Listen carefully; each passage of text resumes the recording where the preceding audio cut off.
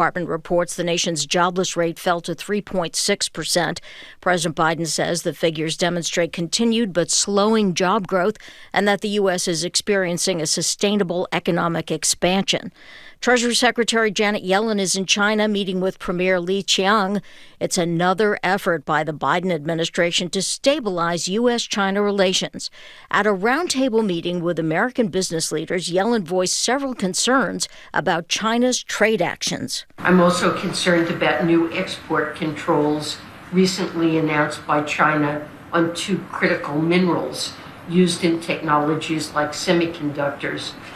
We're still evaluating the impact of these actions, but they remind us of the importance of building resilient and diversified supply chains. Meeting with China's Premier, Yellen appealed for communication at a time when relations are stressed.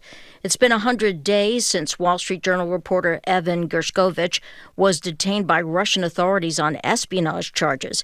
NPR's Charles Maines has more. The 31-year-old American journalist was detained by Russian security agents while on a reporting assignment for the Journal in the Ural Mountain city of Ekaterinburg in late March. Kremlin officials immediately insisted Gershkovich had been caught red-handed, but have never provided any evidence, even as the American remains in Moscow's Lefortovo prison by court order. Gershkovich and his newspaper vehemently rejected the spying accusations, saying the journalist was simply doing his job, and the U.S. government has labeled Gershkovich wrongfully detained. Amid growing international outrage, the Kremlin spokesman acknowledged contacts with U.S. officials regarding a possible prisoner swap were ongoing, but insisted discussions would only continue out of the public eye. Charles Maines, NPR News, Moscow. A Justice Department probe finds that there's reasonable cause to show South Carolina routinely disregards the rights of people with disabilities by keeping them isolated. NPR's Kristen Wright reports. DOJ finds South Carolina unnecessarily segregates people with mental illness in adult care homes, where residents are restricted and sometimes leave only for medical appointments. The investigation says the state doesn't provide enough community-based services for treatment, employment, and housing in integrated settings. Maria Town with the American Association of People with Disabilities says it's a nationwide problem leading to lost connections, poor health, and other setbacks. Fewer skills to live independently than when they first went in, and then they have a very hard time getting connected to services that help support the further development of those skills. DOJ is planning to work with South Carolina to find solutions or file suit. Kristen Wright, NPR News.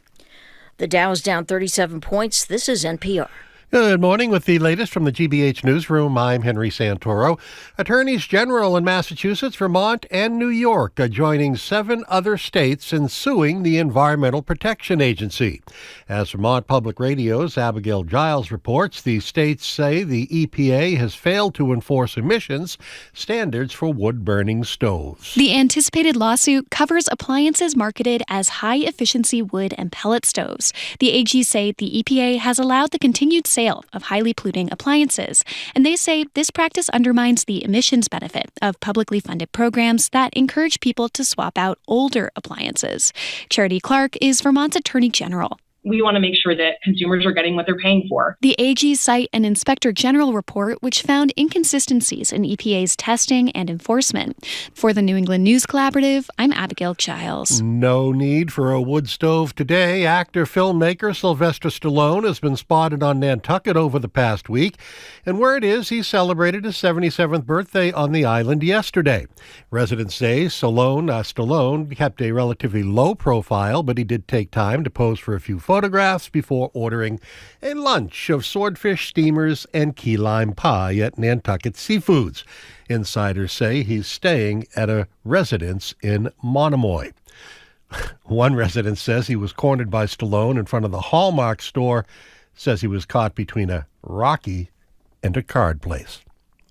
Sunny sky, 82 degrees in Boston. We are looking for low 90s today. Support for NPR comes from NPR stations. Other contributors include Fisher Investments.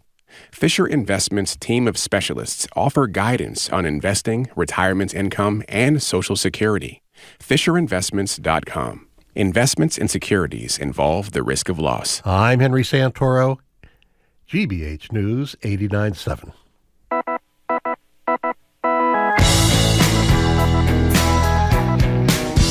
Browdy, I am Marjorie Egan. You're listening to Boston Public Radio, live from the Boston Public Library. Oh, thank you very much. We broadcast from you here. You just applauded for yourself, I did, by the way. But I like to applaud for myself. I want to get the excitement building. You know what I mean? Okay, go ahead. I'm sorry. We are broadcasting live from the Boston Public Library, where people actually applauded there. They did, every Tuesday and every Friday. And we are streaming at youtube.com/GBH News and facebook.com/GBH News. And Mayor Michelle Wu, fresh from her jumping into the municipal city pool. How great a photograph is that? It was great. I mean, she's When's she here? Tuesday. Okay. Ask the Mayor. We have a pretty exciting show today. We do. I rarely Very tease exciting. ahead, by the way. In about 30 minutes, you'll hear Naomi Westwater and her bandmates. They're unbelievable. This is ahead of Beats by Girls tomorrow at City Hall Plaza.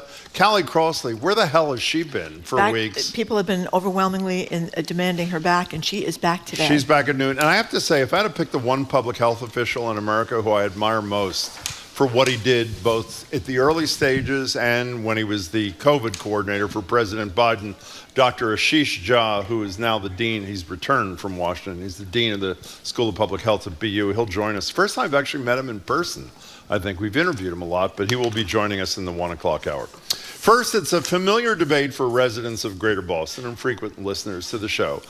Bike lanes, fewer driver's lanes, fewer parking spots. On one hand, a way to encourage climate-friendly transportation, livable streets, maybe more safety. On the other hand, a surefire way to pit a community against itself. As the Globe editorial said, sort of the culture wars of the blue states in America. That's right. Over in West Roxbury, as you may have read in the Globe, Center Street has become the latest flashpoint in this debate. From the stretch between LaGrange Street, West Roxbury Parkway, city officials are proposing a street redesign that could turn 4 lanes into 3, adding a new lane for cyclists that officials say would only cut parking by 5%.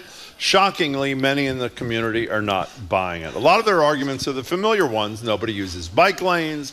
They make it harder to park. I wonder who said that in the past. They make it harder to access local businesses. We want to know which side you're on. If you're in a community that's been having this battle, give us a buzz. If you've been part of the cyclist versus driver war that's been going on, particularly in Massachusetts, give us a buzz. 877-301-8097. You know, the Globe nailed it. It is totally the culture wars of our community. Yeah, that's right. It's become a political fight like everything else in this country. If you're a bike person, you have to be one of those crazy lefties out in the fringe somewhere, and if you're an anti-bike person, you have to be one of those crazy righties out on the fringe of the right wing. I mean, right, and right after you complain about the bike lanes, you go vote for Trump. That's the stereotype that is painted. Except, I have to admit a little hostility when I'm driving down the street and one of the bike people is in the wrong lane. I experienced that this morning in Commonwealth Avenue, Jim. I was very upset about it. You're supposed to be in the left-hand lane coming down Commonwealth Avenue. There was a bike person in the right lane, and I was just so hoping that we would come to the same red light at the same time so I could reprimand her. Did you? I didn't reprimand her, but I said, the bike lane is... Do you reprimand drivers in cars when they're going 45 miles an hour in a 25 mile an hour lane? So there's something wrong with me. I have to take it up with my therapist. Yeah, like you, for example. Clearly, there's something wrong with me. There's a hostility between drivers and bikers. And when you're a biker, you're the same person, right? You're driving the car and you're mad when you're behind the wheel. We call them cyclists, by the way. And then you're Bikers a cyclist. are like Laconia. Okay, fine. Yes. The point is, what is the point? You can be, depending on where you are, behind the wheel or at the wheel of a bicycle, your hostility changes. I want you to know, by the way, speaking of changes, I have changed. And I'm proud to say that. After I said on the air, which was one of the biggest mistakes I ever did, how inconvenienced I was trying to buy my own birthday cake at Flower Bakery at MIT, and Stacy Thompson from Livable Streets and thousands of our callers ridiculed me, I've sort of come around.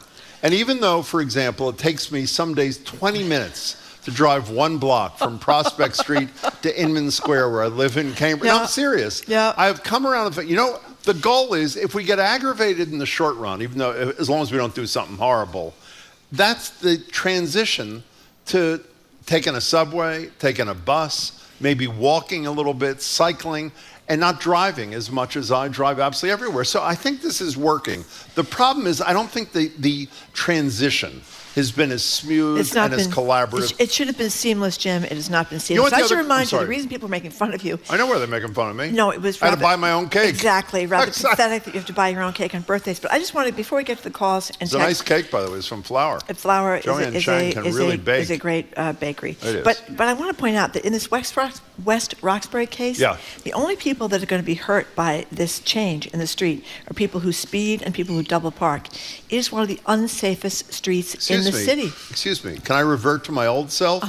When they, in North Cambridge, as you're going in Arlington, when they did this and we're only going to lose 5% of the parking spaces, I drove around there. I spoke to the people in that barber shop that were leading the charge on the other side. You couldn't park within a half a mile of any of the small businesses up there. So they do have some legitimate complaints. They also have some illegitimate complaints. And what they're saying, I don't know where the truth lies. We'll ask Mayor Wu when she's with us at the library on Tuesday.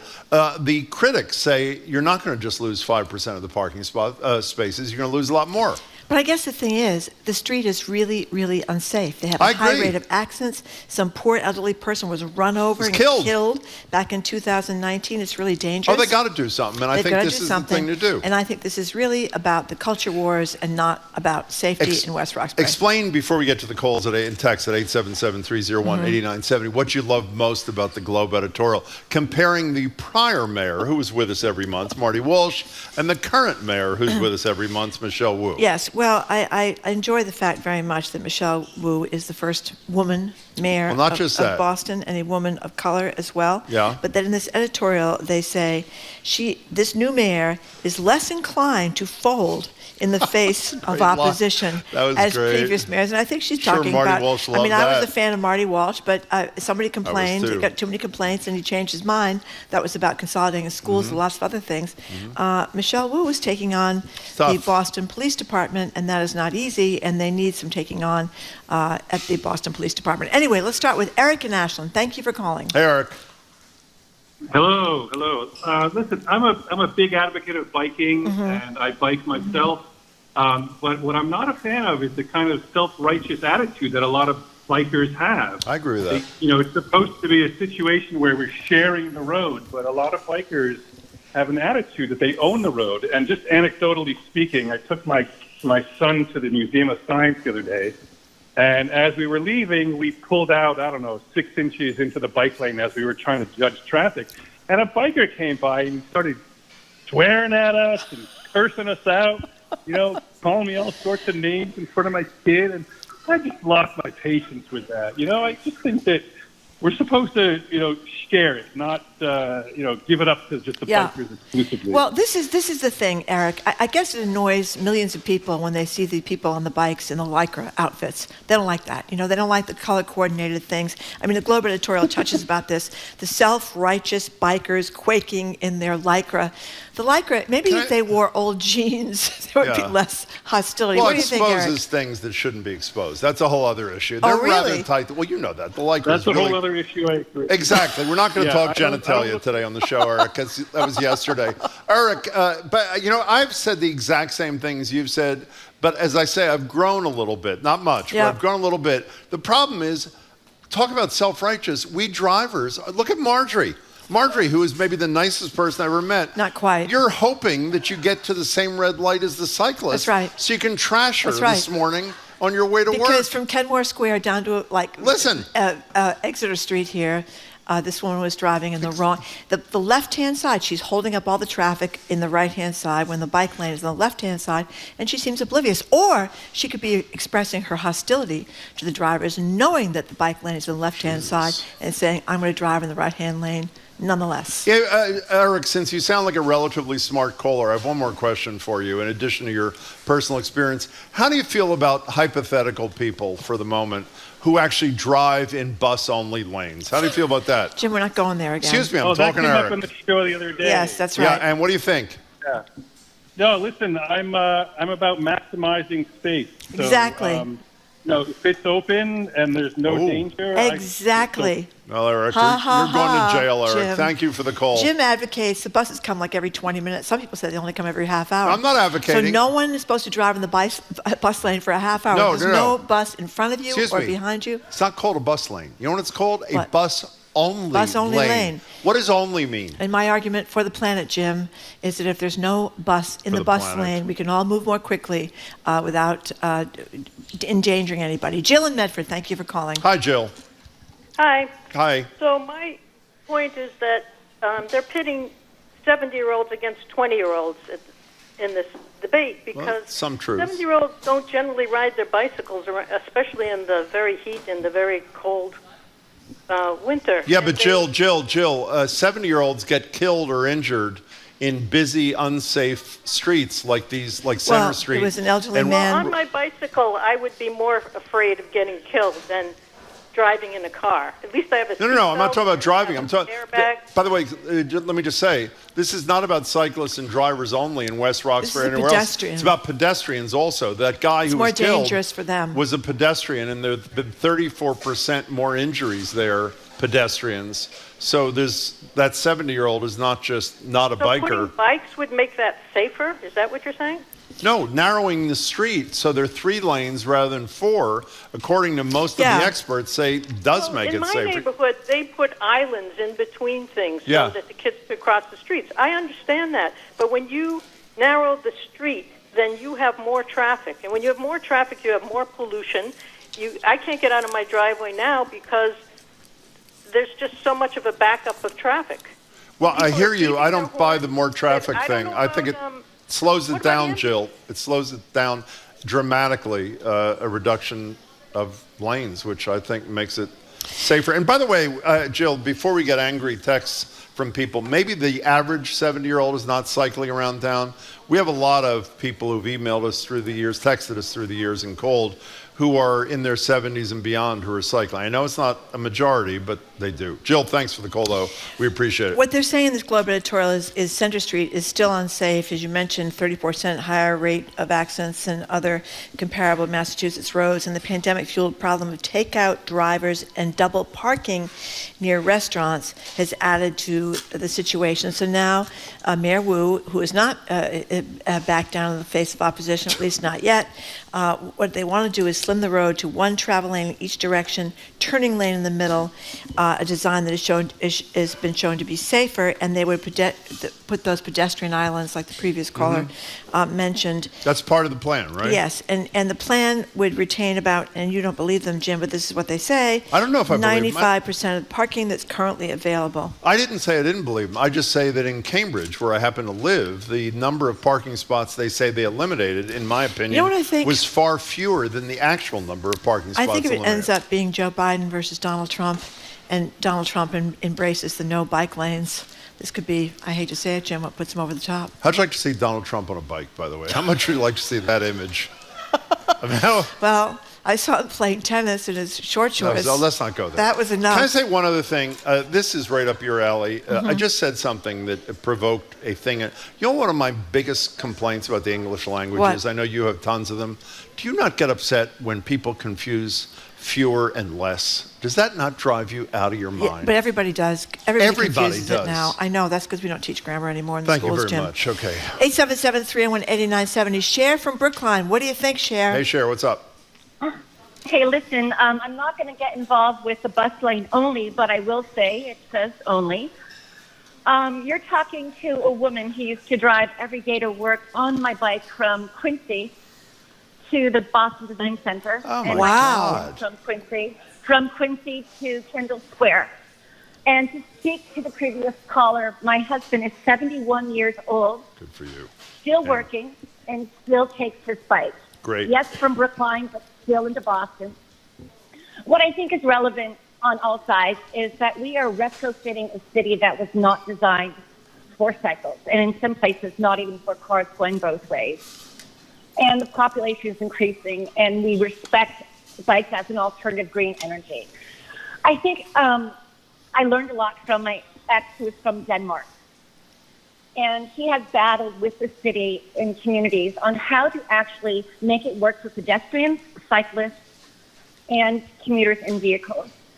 And in Denmark, the bike lanes are on the left of where the driver's seated, on the left of the road, in the middle of the road. Marjorie's talked about that. It's like Commonwealth Avenue. Yeah. It's great. And as a result, all the signals and turnings coincide with the vehicles. Another thing he pointed out, and I don't know if this is just Boston-centric, but it's insane. If you are in a car or on a cycle and you want to take a right, you get a green arrow or a green light. It says go, and that's exactly when the pedestrians are told to walk. So that's a separate issue, but that is does not make any sense whatsoever. That was a great call. Yeah. By the way, do you know what the second happiest country in the world is, Cher? Oh, Denmark. Denmark, Yeah. right after Finland, by the way. Cher, thanks for a great thank you call. very much for Appreciate the it. call. Now, apparently, this could become an issue in the race, Jim. What's that? Because our staff has reminded us that when Joe Biden fell off his bike near his vacation home in I remember that, yeah. Delaware, Donald Trump made an announcement. I will never, ever ride a bicycle. So Wow. I think the culture wars, which are going on now in West Roxbury and other parts of the Commonwealth and all around the country, as bikers and cyclists, rather, and drivers decide their future, I think that this could be the next culture war. You didn't read the whole thing there. Donald Trump said, I will never ever ride a bicycle. And every bicycle in America said, thank you very much. I mean, that was a beautiful. Do you remember the story of About you and the with big a friend boy of mine? bike? Yes, I A do. friend of mine who is former head of the Mass Bar, Yeah. who represented me in a criminal proceeding. That's right. Where Marjorie was a hostile witness, and that is on my honor true. Yeah, as because we've you wanted said. me to lie. He lent me his In the Dorchester District $10,000 Court. titanium bike. Yes, you did. I you rode did. it once. What I forgot was when you clip your feet, what are those things called where you clip your feet I don't in? know. Whatever Clips. they're called. Clips. Clips, I guess.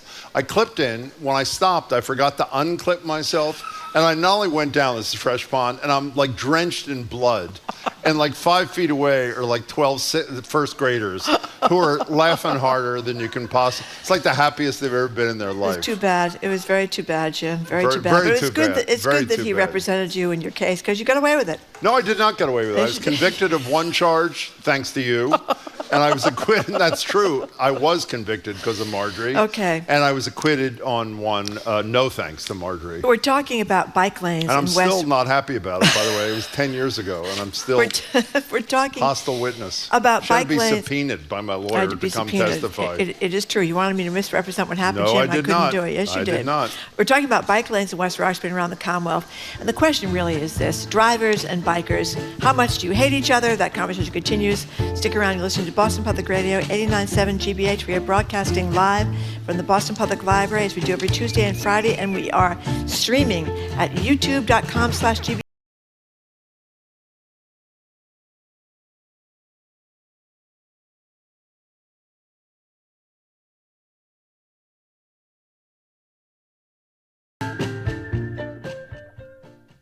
Next time on The World, an Iranian-Canadian composer was inspired by the massive protests that erupted in Iran last fall. They were sparked after a young woman died in police custody. I'm writing this piece in solidarity. It's my artistic expression of what I felt. A musical tribute to her and the protesters killed in Iran. Next time on The World. This afternoon at 3, here on GBH News 89.7.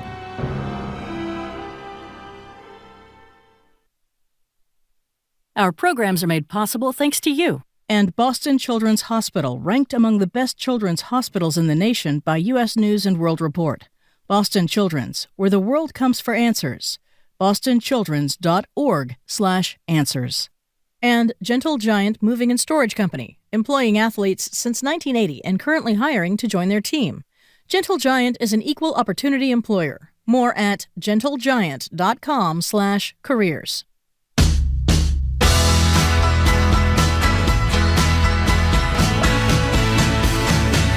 Welcome back to Boston Public Radio. I'm Jim Browdy. She is Marjorie Egan. We're live at the Boston Public Library. And speaking of the library, we will be back here on Tuesday, and we will be joined for an hour by the mayor of Boston, Michelle Wu, for Ask the Mayor. If you're just joining us today, we're having a discussion with listeners about the hot button issues that are happening in virtually every greater Boston community. Drivers, cyclists, pedestrians, how do they coexist? We want your thoughts by text or call at 877-301-8970. Now, the Globe asked the existential question in its editorial. Surely the loathing of bike lanes hasn't gotten so bad that everyone in West Roxbury has to accept a more dangerous status quo just to keep those annoying, self-righteous bikers quaking in their lycra. That's their question. That is exactly And look at right. the text messages. What are they saying? Apparently the animus toward the bikers is just rampant.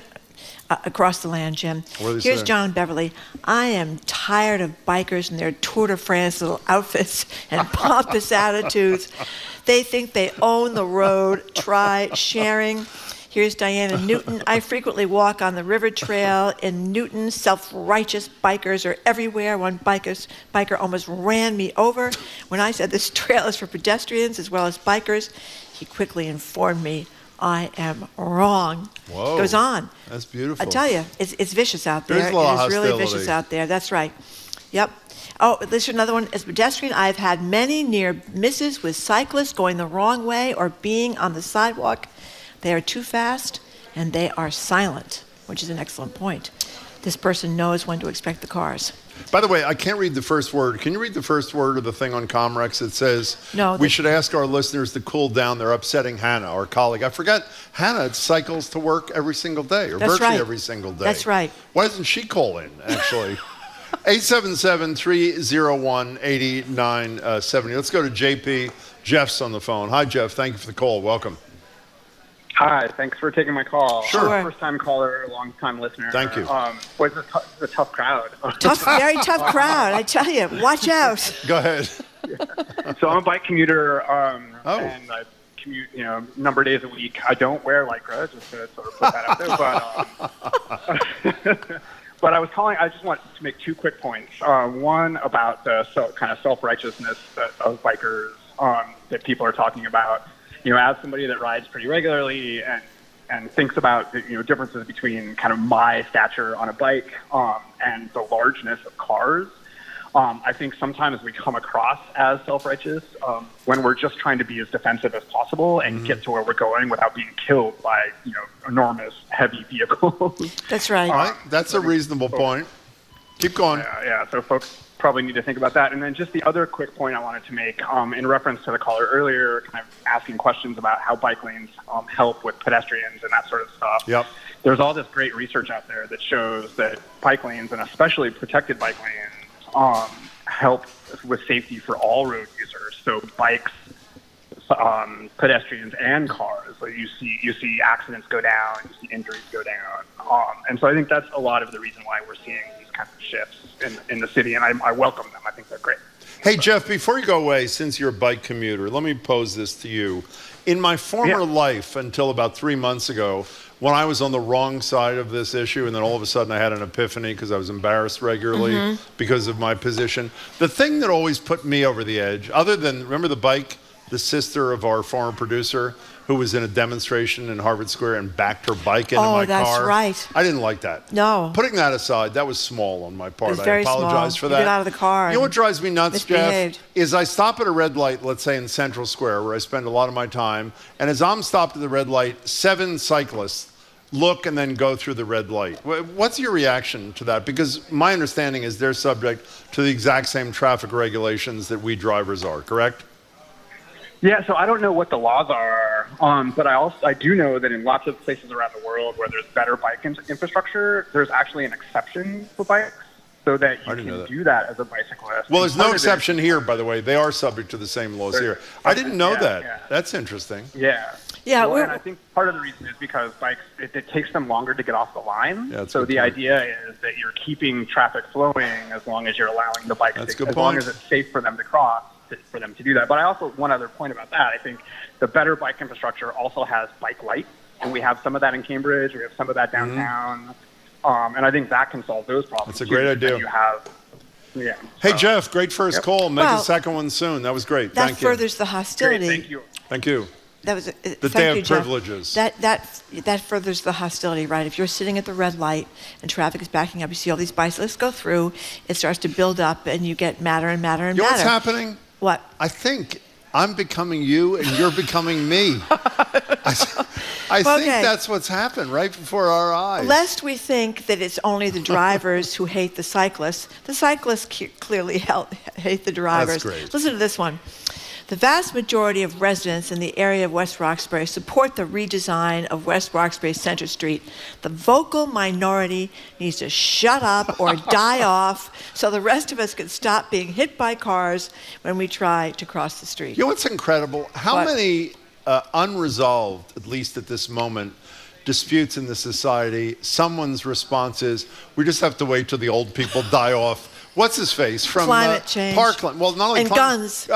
David Hogg. David Hogg Yep. From Parkland, who's graduating from Harvard right now, or did a month ago, who's done incredible work, has said without blinking an eye, we have to wait till your generation essentially is dead, and then we'll have, and sadly, he may be right about guns at least. In any case. Share the road, share the fees, time to register your bike. There's one.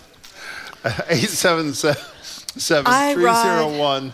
8970, what? I ride and I drive. I'm always annoyed by everyone when I'm on the road. There seems to be an issue in the state of people becoming jerks when they're on the road. Bikes or cars makes no difference. Those no-look pedestrians are hated by all. And this is from Aram in Greater Boston. So Mr. Patrick, on whoever he is, on YouTube, the live stream, posted the following, which you have to explain to me. Is it me, or is Jim giving off major Marlon Brando vibes today? What is he talking about? In Apocalypse Now, do you remember he's lying on his back and he weighs like 450 pounds? Is that the point that they're trying to make? Why don't you go with the streetcar named Desire when he's Maybe shouting, Stella! Exactly. In his T-shirt. Yeah, I think that would be the one That's you want. Pretty sexy moment, scene, Jim. And that surely is what the texter's talking about. I'm sure it is. Yeah, I'm sure it is. Would you like to shout Stella for us? I just did, and so did you. I think I did it quite well. Let's go to Paul in Cambridge. Hey, Paul, what's your deal?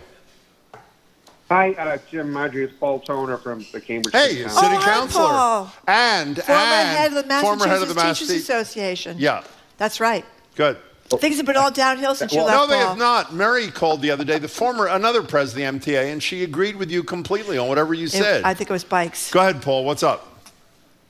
I appreciate the conversation. You know, our experience here in Cambridge has been very bumpy, as you know, Jim. I think that the level of conversation needs to improve on both sides. You know, there are folks who email me and call me regularly as a city councilor with complaints about the bike lanes, and you know, they have concerns about their safety. It's interesting that the prior caller mentioned how things get better for pedestrians, because the people who complain the most to me are usually pedestrians. That, you know, they're trying to cross the street and somebody zips through on a bike lane. I really think that I hope folks who are riding their bikes will be more conscious about, you know, what the rules of the road. And in fact, here in Cambridge, we actually have rules on the road that are being updated. I hope they'll be publicized soon. Oh, wait, don't go ahead. Wait, when you say updated, what my understanding, I said to that caller, I hope I wasn't wrong, is while I was complaining about cyclists running the red light at Prospect and Mass Ave in Central Square, cyclists are subject to the exact same traffic rules that drivers are, aren't they? Or are they? You are absolutely correct. Okay. And what I was saying is in Cambridge, on our website, there's actually a set of, you know, a nice pamphlet that explains to people all the different rules and what you should and shouldn't do. Okay. Since we've added so many more bike lanes, I and other councilors asked for that to be updated and disseminated so that we can stop arguing about the rules so that everybody knows what they are, and then maybe we can start all following them. And you know, a lot of people are looking for more enforcement. The challenge is we just don't have enough police officers to be writing tickets all day long. So we all have to work together and try to self-enforce.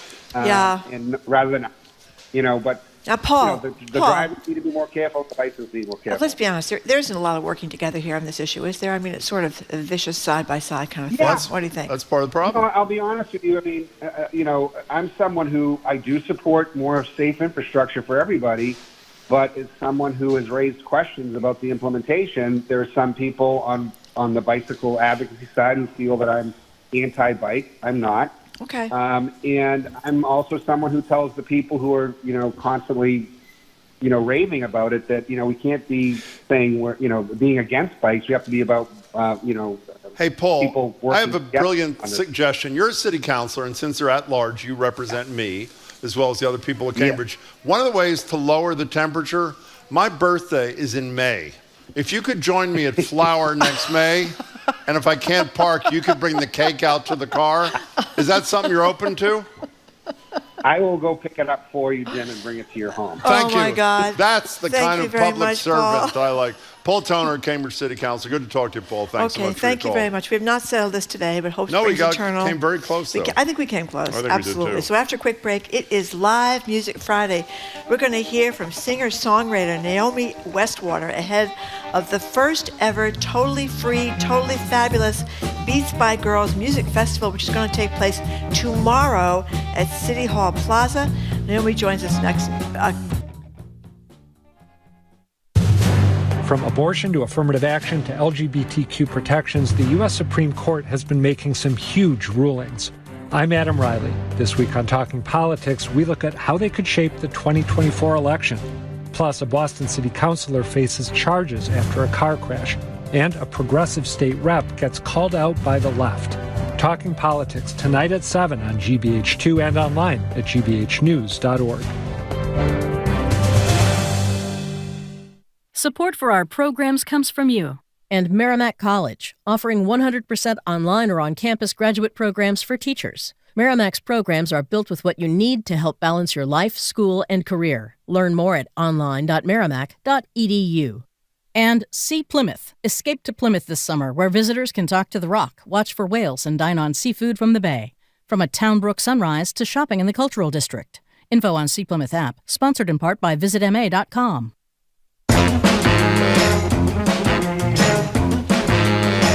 Welcome back to Boston Public Radio. I'm Jim Browdy. She is Marge. Mayor Wu will join us at the library next Tuesday for an hour for Ask the Mayor. At noon today, Callie Crossley makes her celebrated return to the show.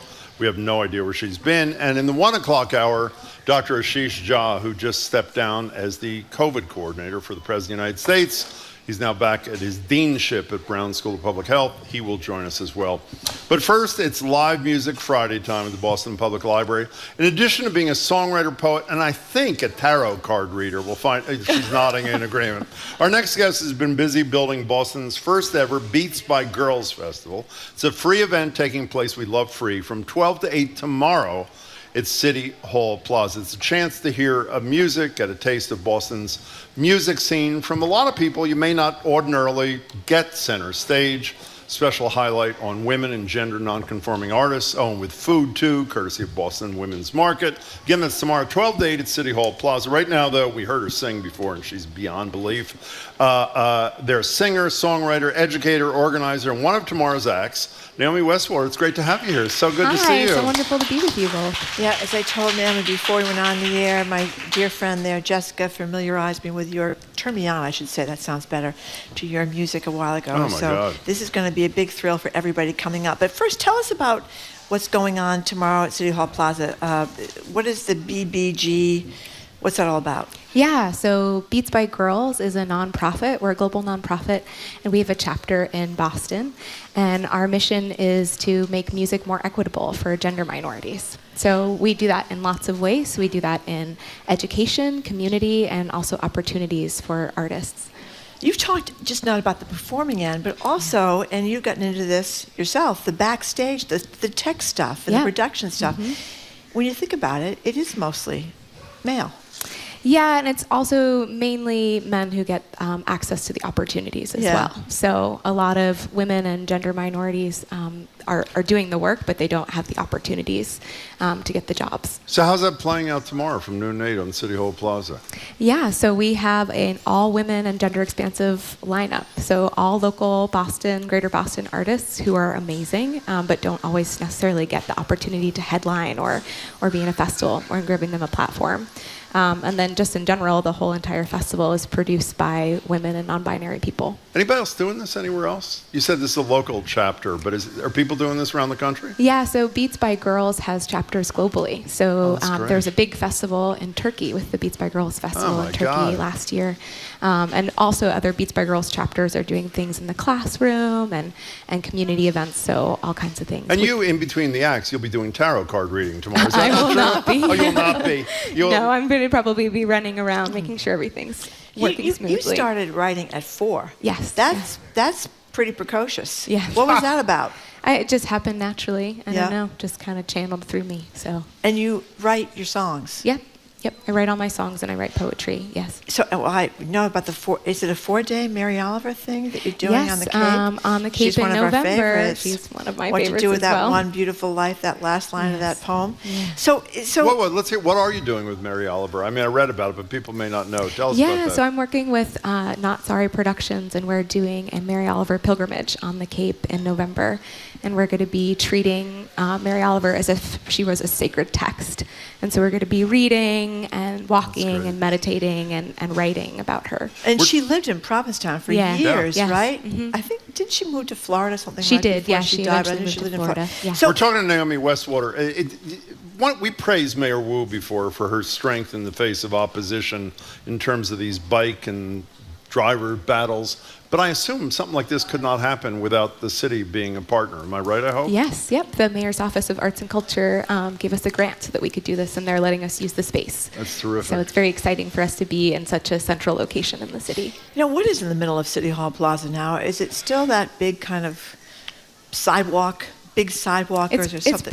It's pretty empty, so we're going to fill it up tomorrow. Yeah, because for a while they had chairs there. Then they were talking about putting some benches and some garden space too. So can I tell you what they've done beautifully? But in addition to what you're doing tomorrow, it's really hard to drive by City Hall Plaza, which I do more than you because of where I live, where there's not some event there. There are tents up, there are food things, there's a lot of music that's done there. So Wu and her people have really, I think, done a great job of converting what used to be a vast wasteland into something usable and enticing to people.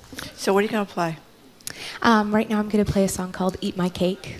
Okay. Don't play it yet, because I have a couple more questions for you. You can play. I'm sorry. No, it's okay. It's fine. First of all, do you want to, since you are going to play, want to introduce your bandmates for a second? Yeah, we've got Talia Rose on the electric guitar and Samantha Rose on the electric bass. And they're not related, allegedly? They're not related, just roses. Do you know that to be true, or do you not know that to be true? We haven't done a 23andMe test or anything. Okay. So, I want to know, you have also an EP coming out? I'm working on an album called Cycle and Change. Yeah, Tell us a little bit about that. Yeah, it's a 16-song album. I've been working with Don Mitchell from the band Darling Side on, and it follows the life cycle of the year. So each of the songs are placed in a season. It's just kind of about the cycle of life. It's been a big labor of love, but it's very exciting. We recorded it out in Western Mass in an old church. So some of the songs have this, very holy sound that we've been able to capture. That's beautiful. Okay, speaking of the cycle of life, you were involved for a long time with the Modern Love Live for BUR.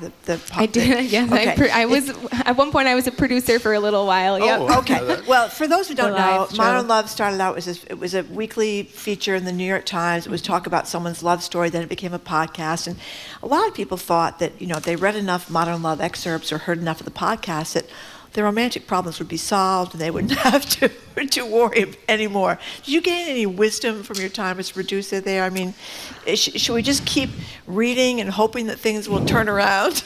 Yeah, I worked on the live show, and I think the wisdom that I gained is it's all self-work, right? Self-work. That's right. In general, stories are so helpful, but they really are meant for us to reflect back on ourselves. So. Yeah. There's some great stories on Modern Love. Yeah.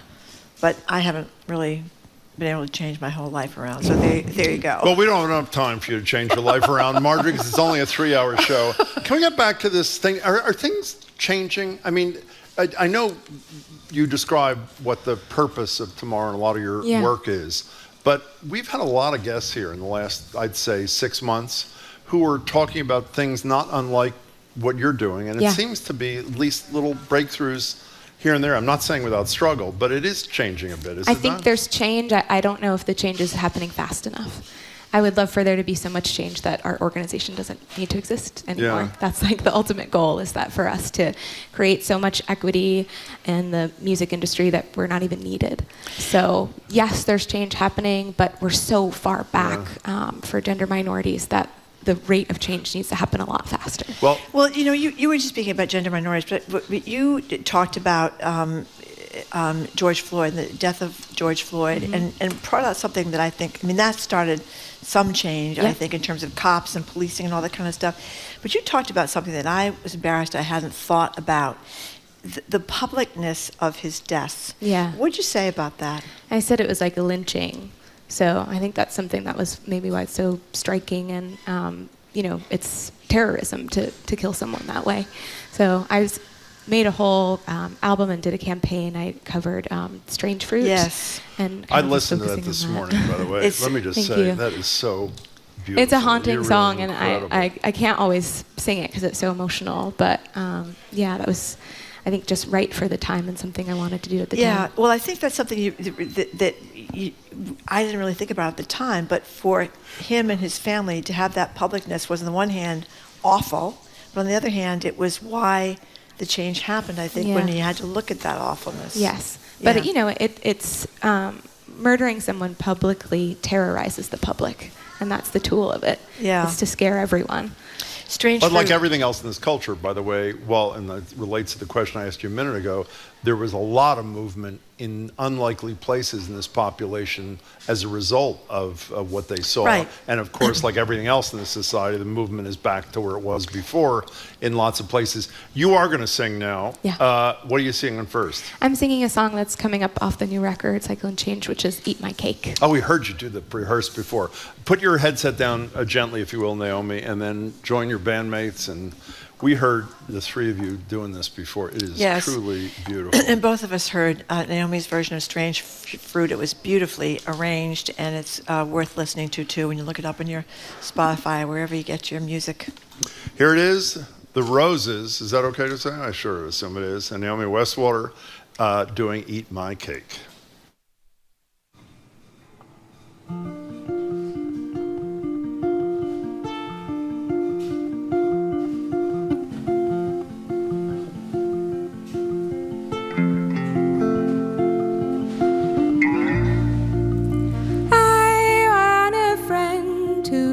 Turns into a lover,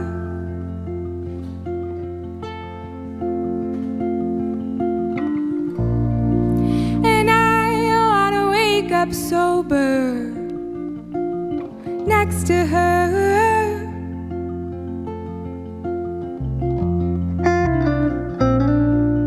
and I don't wanna explain myself to anybody's mother.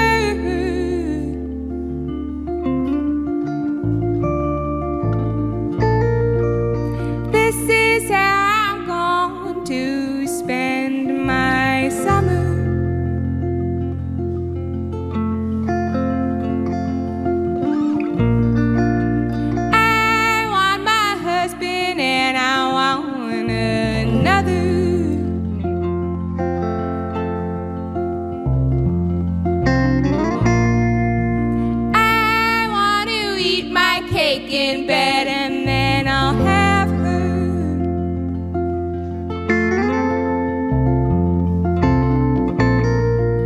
And I don't want to explain myself to anybody's father.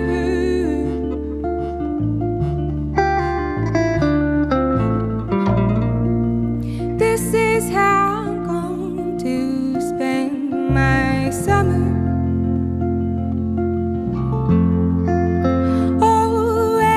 Everything's changed. Oh, and everything's changed. Oh, and everything's changed. Oh, and everything's changed. But you're still the same.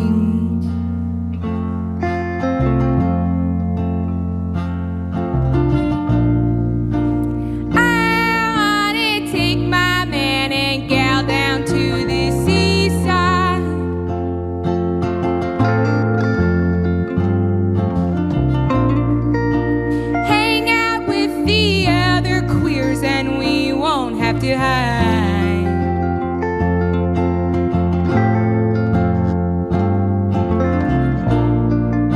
And I don't want to explain myself to anybody.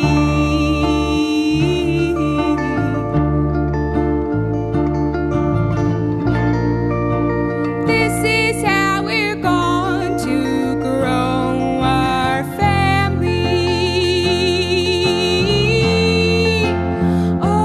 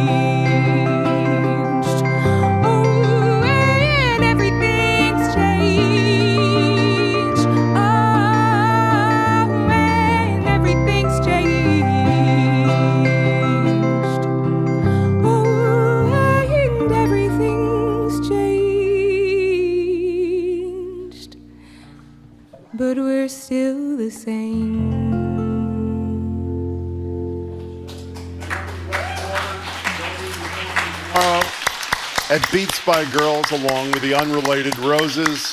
Naomi's going to rejoin us for a couple of seconds. That was just beautiful. Eat my cake. Yeah, that was absolutely Naomi, you beautiful. come back. She is, yes. So, tell us, Naomi, there's something going on September 13th, this festival about reimagining the Lilith Fair. What's that about? Yeah, that's with Club Passim. I'm part of the Club Passim Folk Collective. Yeah. We're doing amazing work there, and we're going to be doing a show reimagining Lilith Fair. So we're going to be paying homage to the feminist movement in the music industry in the 90s, but also kind of talking about what that movement missed. You know, when I asked you before, Naomi, about whether or not change is happening, and you say not at the pace it needs to happen, are you not part of this Club Passim Folk Collective? We had Cliff Notes here a month ago or so, who's beyond, talk about a presence. Yes. Oh my God, they are amazing. Tell us a little bit about what's happening over at Club Passim. I'm really proud of what's happening at Club Passim and really amazed. I think, we were talking about George Floyd earlier, and I think his murder kind of steered some things, but a lot of people said they were going to do stuff. A lot of organizations said they were going to do things, and then nothing's happened. Yeah. And I think Club Passim is actually following up on that. So they're trying to make the folk scene both at their, at the club and at the venue, but beyond the folk scene in America, more inclusive, more equitable, and they're putting a lot of time and effort and resources towards it. It's like isn't it like a one and done PR deal? I mean, they're meetings. We meet and there's shows, and we're looking to continue on to next year. So I think they are leading the folk scene in this new wave of folk. Can you give us, before you perform another song before you go, give us a little taste of what people are going to get from 12 to 8 tomorrow? Some of the players. It's going to be amazing. So it's all genres. First of all, it's free. So everyone come. And it's all genres. We're going to be starting off with Jimena, who is from Florida. She lives in Boston though, and she does electronic music. Mint Green, that they do more like indie rock. They're going to be playing. The headliner is Bad Snacks. She's absolutely amazing electronic artist who also plays the violin. Brandy Blaze will be doing hip hop. Doll Trick is going to be doing pop music, and we have DJ 1-800 Short King DJing. Nancia is going to host. It's an incredible lineup. I feel so honored that they all said yes to be a part of it, and we're all the artists are just so excited to be and you're playing together. And I'm playing. Yes, that's right. And you're going to play again right now. Yes. What this time? This is a song that is also coming up off my new record, but we recorded it totally DIY in my office at home. It's called Solstice, and it is about the winter solstice and the return of the light that kind of comes. So that's going to be in the new EP, obviously. Yeah. Cycle and Change? Yes. Cycle and Change. Great. You want to join your bandmates again? Again, they'll be performing tomorrow at this 12-date Beats by Girls. I think we heard Free several times. That Free. Is right. Unbelievable talent, and Free on what's supposed to be a beautiful day at City Hall Plaza. And they're back together, ready to go. Solstice.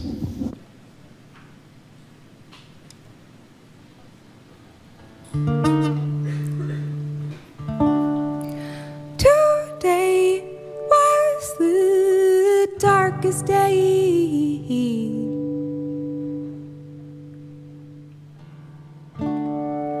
I woke before the sun.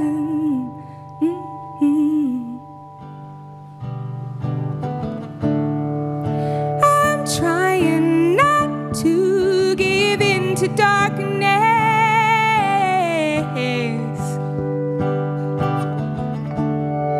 And I know I'm not the only one.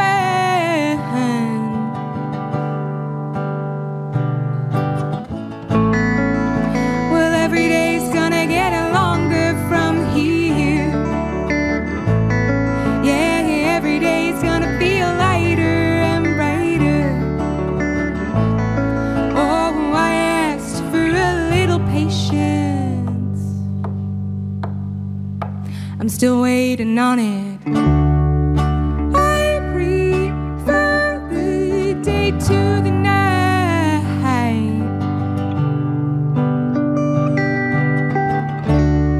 'Cause I don't cry when the sky is light blue.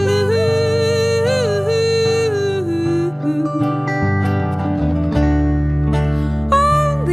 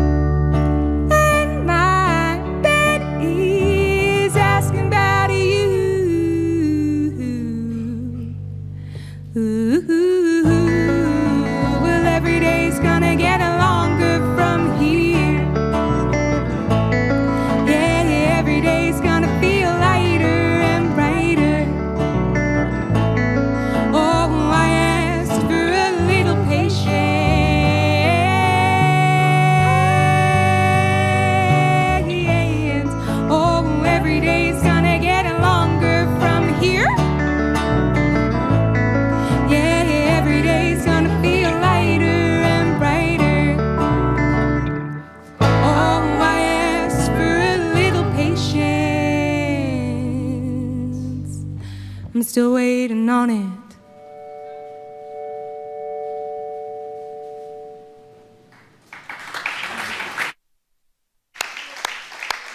Singer-songwriter and Beats by Girls managing director Naomi Westwater. You can check out their music on streaming or by going to naomiwestwater.com. She'll join us here at the Boston Public Library to discuss COVID into the future. All that ahead. Boston Public Radio, 89.7 GBH.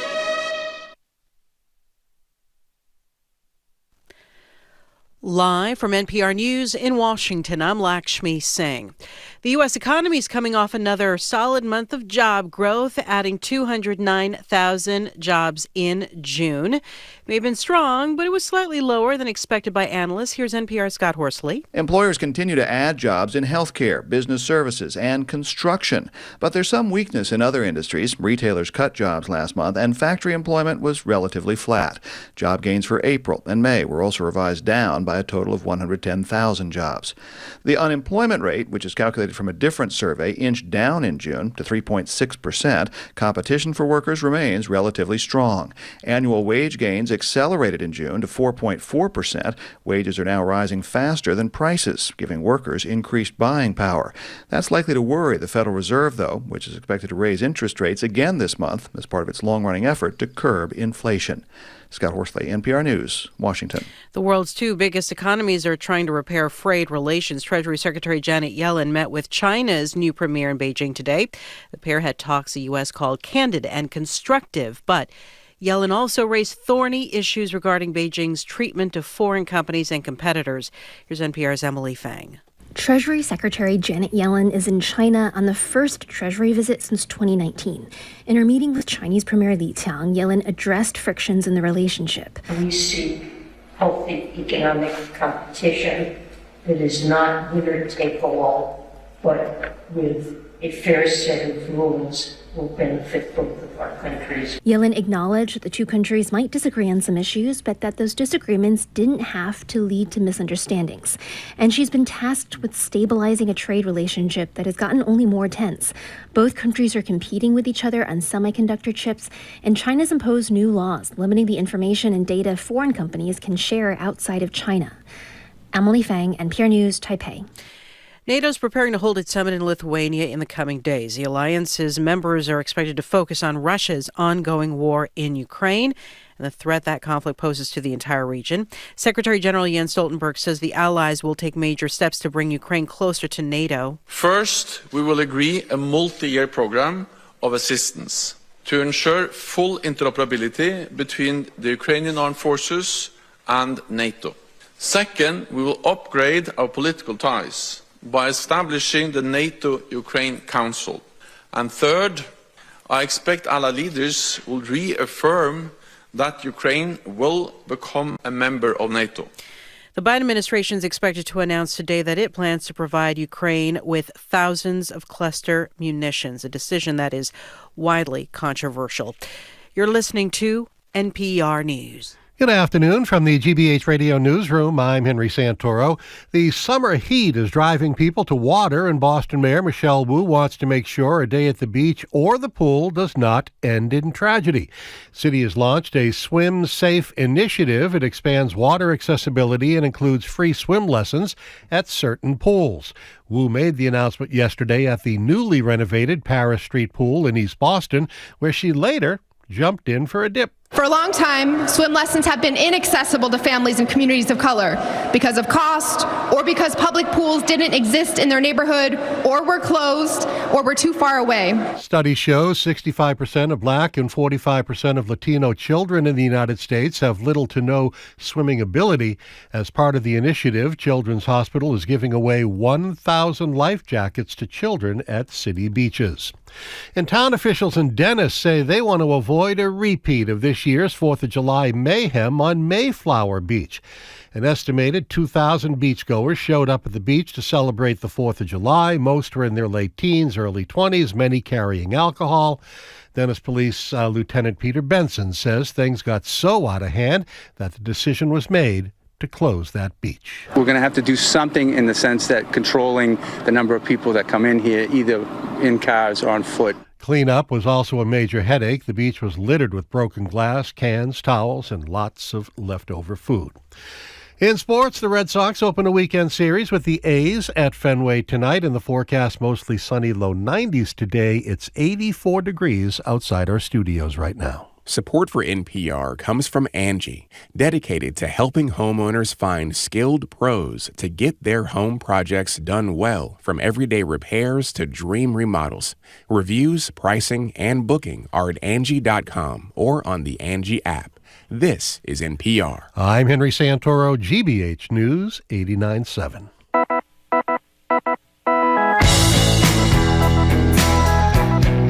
Welcome back to Boston Public Radio, hour number 2. We're broadcasting live from the Boston Public Library, as we do every Tuesday and every Friday, and we are streaming at youtube.com/GBH News and facebook.com/GBH News. And next time we're here on Tuesday, we're going to be joined by the Mayor of the City of Boston, Michelle Wu, for another edition of Ask the Mayor. She'll take our questions and yours. Hello again, Jim. Hello again. I want to say also on the 1 o'clock hour, for the first time in person with us, Dr. Ashish Jha, who just stepped down as the COVID coordinator for President Biden. He's now dean of the School of Public Health at Brown. He'll be here. Also, we're getting unbelievable feedback on Naomi Westwater and the Roses. Beck says, whoa, I haven't been this excited hearing live music in ages. Jose says, what an amazing treat. She's incredible. On and on like this. Another one here, great songs, they can really sing. On and on like this. Some people are asking during Beats by Girls tomorrow when they're performing, and you heard from Naomi, it's 2 o'clock tomorrow? I heard from a little bird. Okay, 2 o'clock tomorrow. Be there for the whole thing, 12 to 8. But Naomi and the Roses, again, at 2 o'clock tomorrow. Joining us now, do you have any idea where this woman has been, by the way? You know, I got to tell you something, Callie. Well, wait a second. I haven't introduced her yet. I'm just asking. Callie Crossley. I'm very fond of you, but I'm sick of these people texting and asking when are you coming back, where you been, and all that kind of stuff. So she's here. So you probably don't even remember her. So let me just say, she's host of Under the Radar with Callie Crossley. You can catch her on Sunday nights right here on 89.7 at 6. She's also the host of Basic Black, which airs Fridays at 7:30. You can hear her Callie commentaries on Mondays for GBH's Morning Edition, and a couple of minutes she's going to do her cover of Respect. I think she is, actually. Callie, it is wonderful to finally see you again. Callie nice Crossley. to see you guys. Nice to have you back. Nice to have you back. This hard to get thing is not working out. Let me just be clear, by the way. We don't usually go for that, but that's okay. I wasn't playing hard to get. I know. Okay. So back to some news here. Millions of people were saddened last week with the Supreme Court decision on affirmative action. You and our colleague, Arun Roth, did a great special talking about the impact of affirmative action. But I think we have some good news for refugee students. Yeah, this is interesting. So it's a new program called Welcome Corps on campus. There is a program called Welcome Corps. And essentially what it does is allow groups of Americans to privately sponsor refugee students attending college. So we know about all the hell going on all across the world. So some of these students land here, and you know the way the rules go, if you're trying to get a college education, usually that's not available to them for a lot of reasons, but not the least of which is it's very expensive. As you know, international students to pay for themselves anyway when they come here. So this was derived, just think more carefully about how many people are out there who are ending up in the United States, and they wanted to think about ways in which they could be sponsored. There would be more opportunity because this is, as we said, private sponsors. So it allows groups to do this. They commit for 12 months. So after 12 months, I guess if you want to move on, you can reconfigure the group, whatever. But wow, it's pretty interesting. And it says, just as I said, the reminder that international students on an F1 visa aren't eligible for federal aid, but these students as refugees would be. Here's a stat that just sort of gets you. At the end of 2020, 108.4 million people worldwide had been forcibly displaced due to conflict, persecution, violence, human rights violations, and we should add climate change. You know what's amazing about Which the is going to story? become bigger and bigger, Yes, that's unfortunately. right. It's two things. One, I mean, we're discussing that just days after affirmative action Yeah. as a factor in higher education admissions is gone, or at least essentially gone. Yeah. And at the same time that we have not been able to get anywhere on immigration reform for a decade plus. I know. This is, I mean, it's not huge, but it is a thing. Right. These students are entitled to permanent residency should they complete their education, which is another thing that is unusual. I know. So it's really a diamond in the horrible rough that we have been talking about Because incessantly. usually you'd come and then you'd have to go, but Yeah. these students can stay afterwards, and so we then derive the benefit of that actually, because we get the benefit of their intellect, all of the training that they've been able to take advantage of while here because of the support of these private sponsorships, and again they're private sponsorships, so there shouldn't be much pushback Let's about hope. this. So we'll see. So, Michelle was a politician, and I'm a journalist, an opinion journalist, but so I shouldn't say nice things about the mayor However. because I'm supposed to be. But this woman seems to be able to do everything. Yeah. She can play the piano. She can take on the Boston Police Department. She can give a great speech. She can jump into the pool now. That's amazing. Just jump into the pool to make the point that there is a big racial divide in the ability to swim. Yeah. This was, I'm not sure which pool this was at, but it was yesterday, I believe. Yes. Well, Thursday she launched the city's Thursday, Swim excuse me. Safe East Boston, yeah. Boston initiative, and her whole point is making swimming safer. And you make swimming safer if people know how to swim. And the statistics are crazy. A quarter of black parents and a third of Latino parents in the United States have never learned to swim. So, just extrapolate that then down to the kids. That's compared to 1 in 25 white parents who did not learn to swim. So this has been a huge thing. I've written about it actually in the context of black Olympic swimmers, because it's so startling to see them understanding what some of the social and cultural dynamics have been for most of them. And I also recall that when my niece and nephew were quite young, my sister, who can't swim, I can kind of, sort of, but that whole fear of the water, not learning, and all the access stuff. She was determined that and it's her kids. harder. She was determined her kids were going to learn, so she just made a way for them to get lessons in a public pool situation. So this is one of those. The initiative is to keep cool and to enjoy it, but also to learn how to swim. Well, we talk to Michael Curry almost every week about him leading the Health Equity Compact of several dozen people of color executives in health things. This is a health equity issue too. Yeah, absolutely. I mean, pools are a cooling thing. At the end of the show, we're going to talk about how to stay cool in climate changed heat, changed heat kind of thing.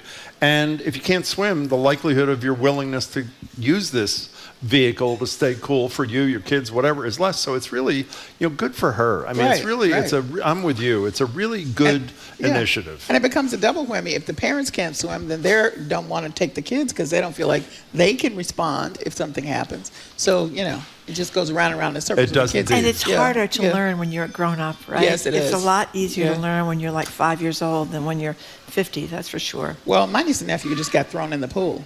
My sister almost passed out. They literally threw them in. They were so little, and they just started naturally swimming. She said all the breath left her body, and they just started swimming. And the teachers, wait, who threw them into the pool? The teachers. The teachers? And they have a natural response.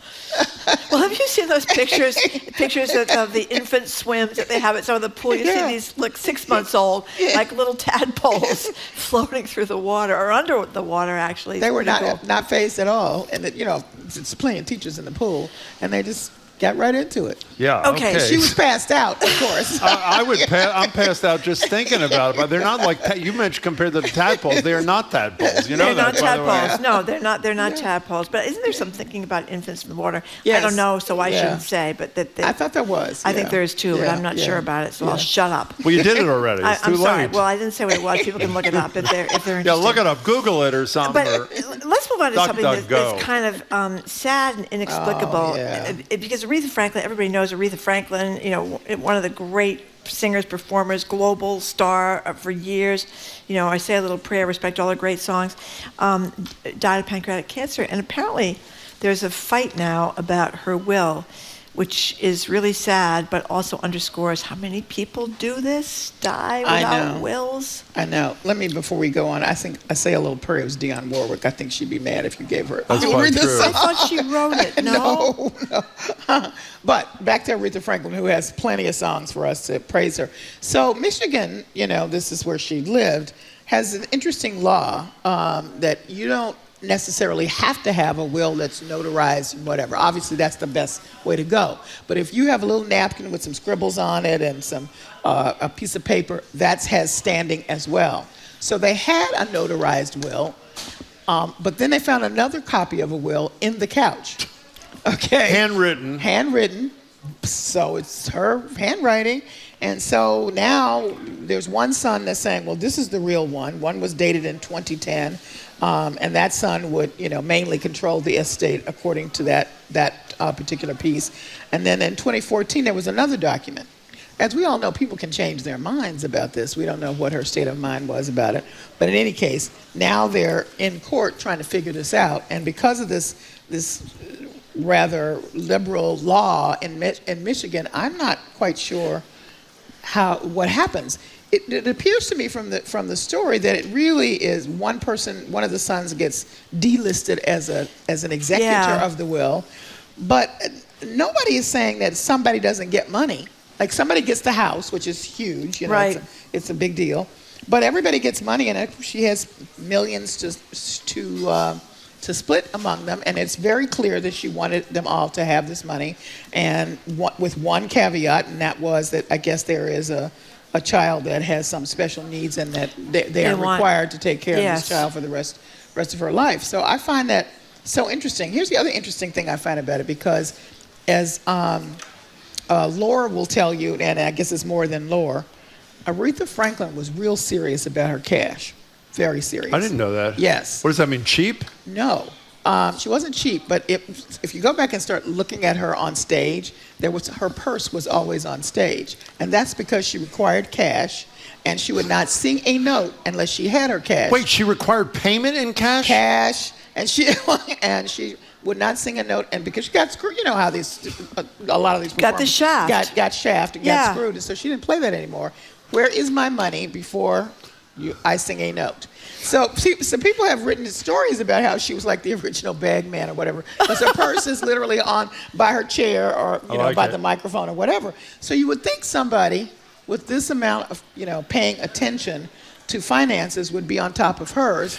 It often happens, it doesn't. And what's the basketball player? And I'm terrible on sports, but there's a really famous basketball player who attended her funeral, and he spoke about how when he first got his big millions, he was all over the place, and she summoned him to her house. He didn't know her, and he got there, and she was like, "What are you doing? Stop it. I'm going to need you to save some money. I'm going to need you to give some money." Really? Yes. And he said he straightened up and he did it. And that's the only reason why he lasted through his career. Isaiah Thomas. Thank you. I just looked it up. I didn't know it, by the way, but yeah. So here we have these instances where she was so very clear about it, and maybe because she thought it's all gone to my sons, I don't have to get, it has to be as detailed because I know I have a will.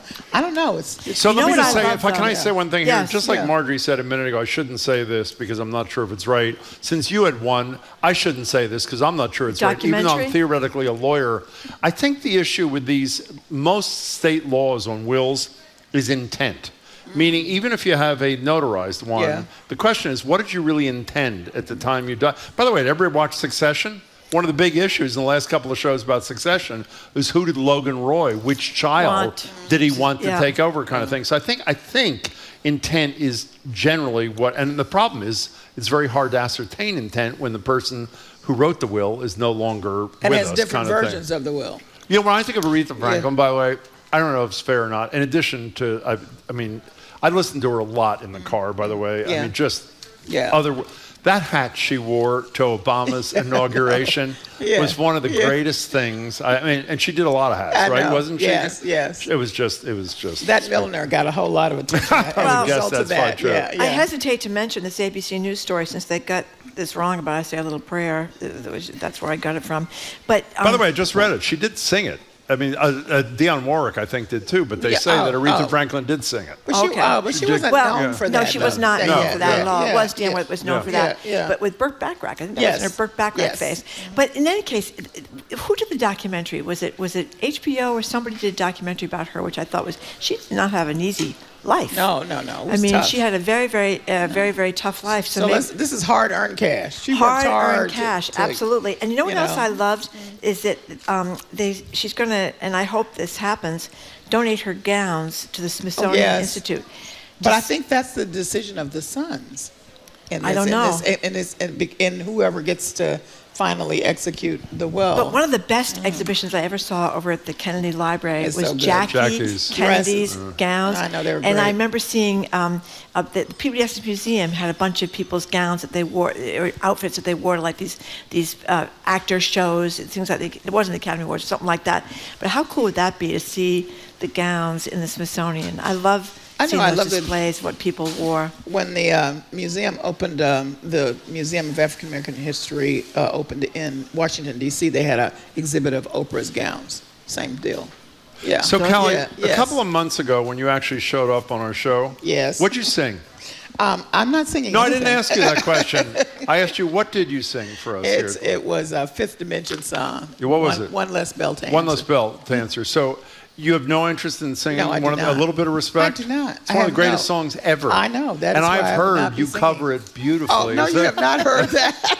So you want to reconsider that, or no? You do not want to reconsider it. No. Okay, we were talking to Kelly Crossley, who I think before the end of the segment may sing A Little Bit of Respect, despite her suggestion. Now we're going to have a new segment moving forward, which I'm very excited about. Who's the jerk in this situation? No, it's not called Who's the Biggest A-hole is what it's called. But I don't want to say that on the air. Well, I just said it. Jerk is what we're going to do. Okay. So we have this story about this NBA guy that I've never heard of before. Oh, He's my the number God. one pick. Okay. Even I know that. I haven't heard of him. And if I haven't heard of him, I can't be the only one. But there's no one in the world that hasn't heard of Britney Spears. Yeah. And who's been swamped endlessly by fans for her entire career since she was like a teenager.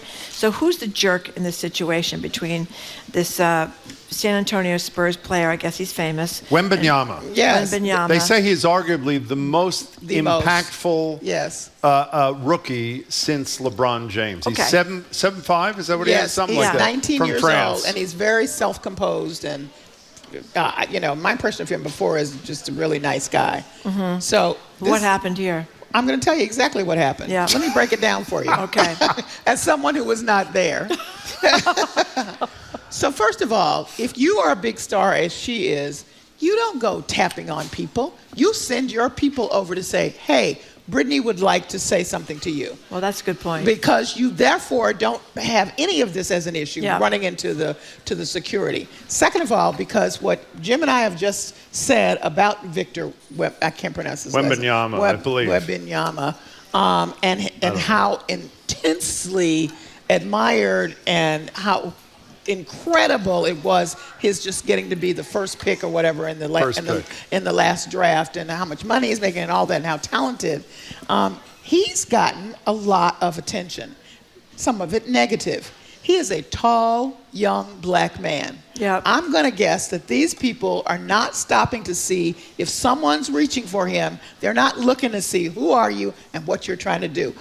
Damn, you're out of here. That's exactly what happened. And the guy did not look around. He just, backhanded whoever came up. The security guard. The security guard. Now, there is a discussion about, because they said she grabbed him, and she said she tapped him. It doesn't really matter. It's hard to reach his shoulder. No, but you can reach his back. But my point is that it doesn't matter. These guys are on auto reflex. Yep. You come stepping next to this guy, we're going to knock you into the next week. I mean, that's just what's happening. Okay. Okay. And she didn't have to do it. First of all, this reminds me of the guy at the PGA when they were celebrating and was squirting the champagne. One of the security guards comes over his friend. and tackles like he's a middle linebacker for the Patriots. But in your estimation, Callie Crossley, in a first segment of who was the jerk here, you would say the jerk was Britney. I would say I wouldn't characterize her as a jerk either. Okay. I just thought it was odd that she normally how these stars greet each other is they send somebody. Yeah. Hey, Britney's over here. She'd like to say hi, and then that you don't have. Can any I tell you issues. something? Would you like to vote, Margaret, Jim? Yeah, I would, and I know it's going to upset you because I know you're on Britney's side. I don't say this on the air, but I'll say it here because you know. When I walk through the crowd at the Newsfeed Cafe, I have advised all of our producers to elbow any listener in the face who even attempts to get within 5 feet of me. Okay. So if it's good enough for me at the Newsfeed, it's good enough for whatever his name is, Wembanyama in Las Vegas. By the way, you're a basketball fan. How could you not have? They say this guy. I am a Celtics No, wait a fan. second. That's the what I am. beauty of this guy. I'm a fair weather. Remember when Magic hometown Johnson girl. was like the tallest guy who ever could do everything in basketball? Yeah. Dribble, pass, brilliant. I think he was 6'10" or 6 something. And now this guy is 7'5".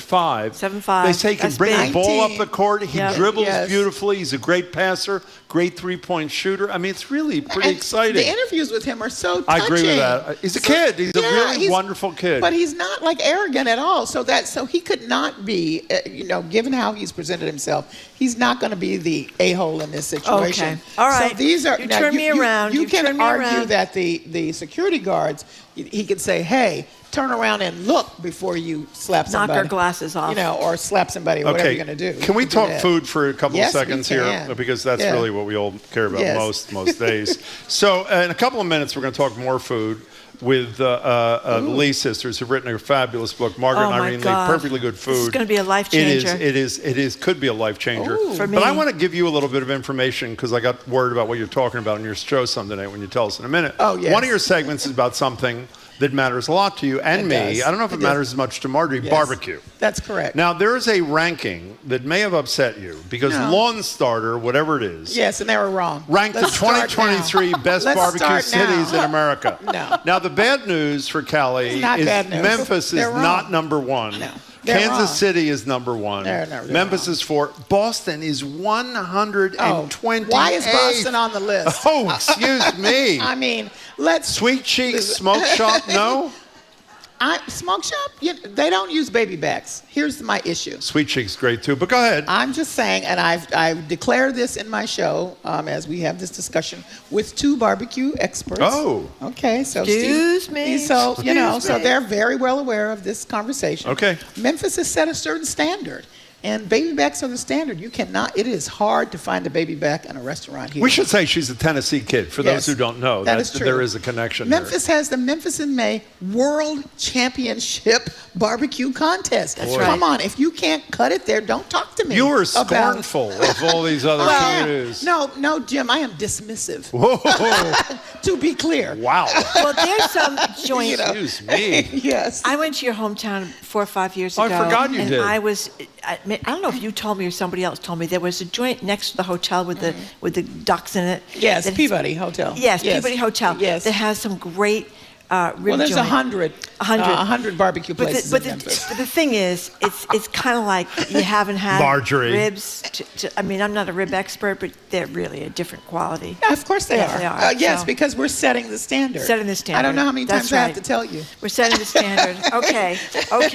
Do you do this yourself? Of course I do. How good are you? As I say on my show, I know good barbecue and I make good barbecue. Oh my God, this is a Callie we haven't seen much before. Stephen Rankin, is he on? Yes, he's he one wrote of my the Barbecue guests. Bible. He wrote the international bestseller, The Barbecue Bible. And I said to him the first time I had him on several years ago, I said, I know you have an international bestseller on barbecue. I know you've written more than 30 books. I know you have TV shows about it. I know you teach about it, but I have a credential you do not have. And he said, what is that? I said, when people eat my barbecue, I've made grown men cry. And you? And he said, no, I haven't done that. I said, well, there you have it. End of discussion. So other than barbecue, what are you doing Sunday night there, Callie Crossley? Regional roundtable. We're talking with our folks at the Cape in Rhode Island, and we're looking at some of the stories. There's a huge blowback because some Rhode Island officials traveled to Philadelphia on behalf of the state. Story. And then casually dropped these sexist and racist comments, and the state is embarrassed. One of them's resigned. The other one, the governor is in a twist because it's mortifying, really. And when you read what they said exactly, it's just horrible. So we're talking about that. Also talking about new regulations to curb the nitrogen pollution. I'm so excited about that. Right, but if the towns do not put in do not implement those regulations in some way, you know who holds the bag on that. That's the residents. The residents will therefore then have to pay for it, and they're estimating that to redo some of those septic systems would be $25,000. Yeah. So I'm going to guess that the residents are going to make sure that the towns. Well, there's something else they should. I don't know if you knew this, but you were off yesterday. I know. I whenever missed it was, we had Brad Campbell on, the head of the Conservation Law Foundation. They're the ones that filed the lawsuit that led to this. What he told us, which I was not aware of, in Maura Healey's version of the tax relief plan, and there are 3 plans that are being discussed because we don't have a budget or a tax plan yet in Massachusetts because we never meet the deadline because they're planning for their 5-month vacation next year, is a $12,000 tax rebate for people who have to replace their septic tank or something on the Cape. That's close to 40% of the cost if they do have to. So that's a big deal for people there. Yeah, it doesn't sound like many people know about it though. No, I know. And the other thing is they're starting to put sewage in around certain neighborhoods. So I think a lot of people are afraid, well, I'm going to pay for the sewage and I'm going to pay for the septic tank. So they're going to have to. There's a lot of poor people that live year round on the Cape. And it's very expensive at this point because the whole Cape is.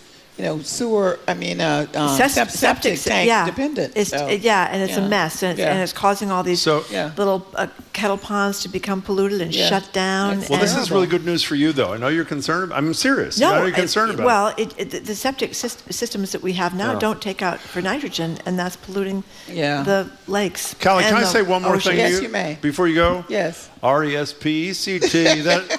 No?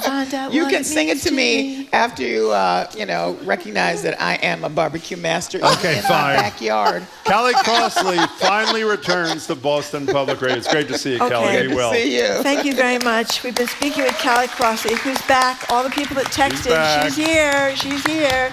Callie, of course, is the host of Under the Radar with Callie Crossley, which you can catch Sunday nights right here at 89.7 at 6 o'clock. And she is the host of Basic Black, which airs Fridays at 7:30. You can also hear her Callie commentaries on Mondays for GBH's Morning Edition.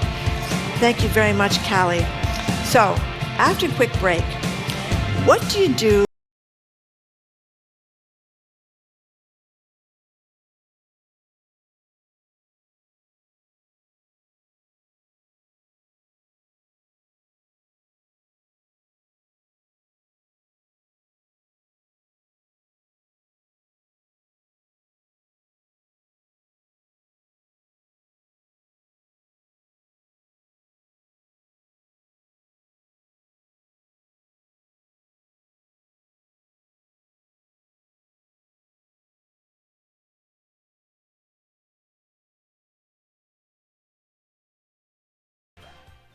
Violence erupted across France after the fatal police shooting of a teen. President Macron has in part blamed video games for the clashes, and he's not the first world leader to use this widely debunked theory. Whatever may be going on in France, whatever violence is occurring, it certainly is not due to violence in video games. That story on All Things Considered from NPR News. Today at 4, here on GBH News 89.7.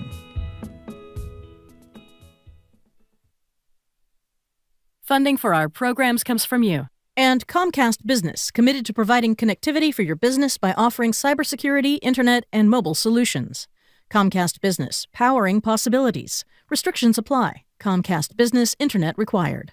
And Maine Maritime Museum in Bath, offering daily lighthouse cruises, a working blacksmith shop, docent tours, and 20 acres to explore, including a Victorian shipbuilder's home. MaineMaritimeMuseum.org.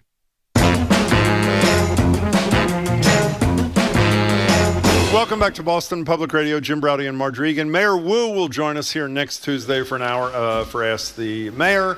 And in about 45 minutes, Dr. Ashish Jha, who is President Biden's chief coordinator on COVID for more than a year, will join us live at the library. So we've all been there. You're out to eat. Don't finish your meal. You tell the waiter, I would like a to-go bag. The food makes its way back to your house, out of your car, into the refrigerator, where it's promptly forgotten about until you start to notice that blue fuzz or an imminent blue fuzz and throw the whole thing in the garbage. Well, our next guests come to us with an alternative. Instead of letting that food go to waste, why not turn it into something totally new and delicious? It's not just a way to help out your wallet, but equally, if not more importantly, to help the planet. We're joined now by James Beard Award-winning Irene Lee, as well as Margaret Lee, both sisters, co-founders of the Great Mimi Dumpling South Boston. Their latest cookbook out now is called Perfectly Good Food, a totally achievable zero-waste approach to home cooking. And I should say, in addition to what Marjorie and I are going to get to eat, they have brought dumplings for the audience here. And we want to thank Karen from the Newsfeed Cafe for allowing food to be served that is not theirs in the cafe. Irene, May, it's great to see you both. Welcome to the show. Great book, by the way. Thank for having us. We're thrilled to have you. We're so excited to be here. Well, like I said, I mean, this is life-changing. Your buddy Jessica over there, she taught me that I could actually, when bananas start to go bad, that what I could do before they go bad is peel them and put them in the freezer. I've been living my whole life. I never knew that. And I learned so much from your book about all these things I never learned. But let's start with you, Irene. Just give us the overall concept here. Elaborate on what Jim said.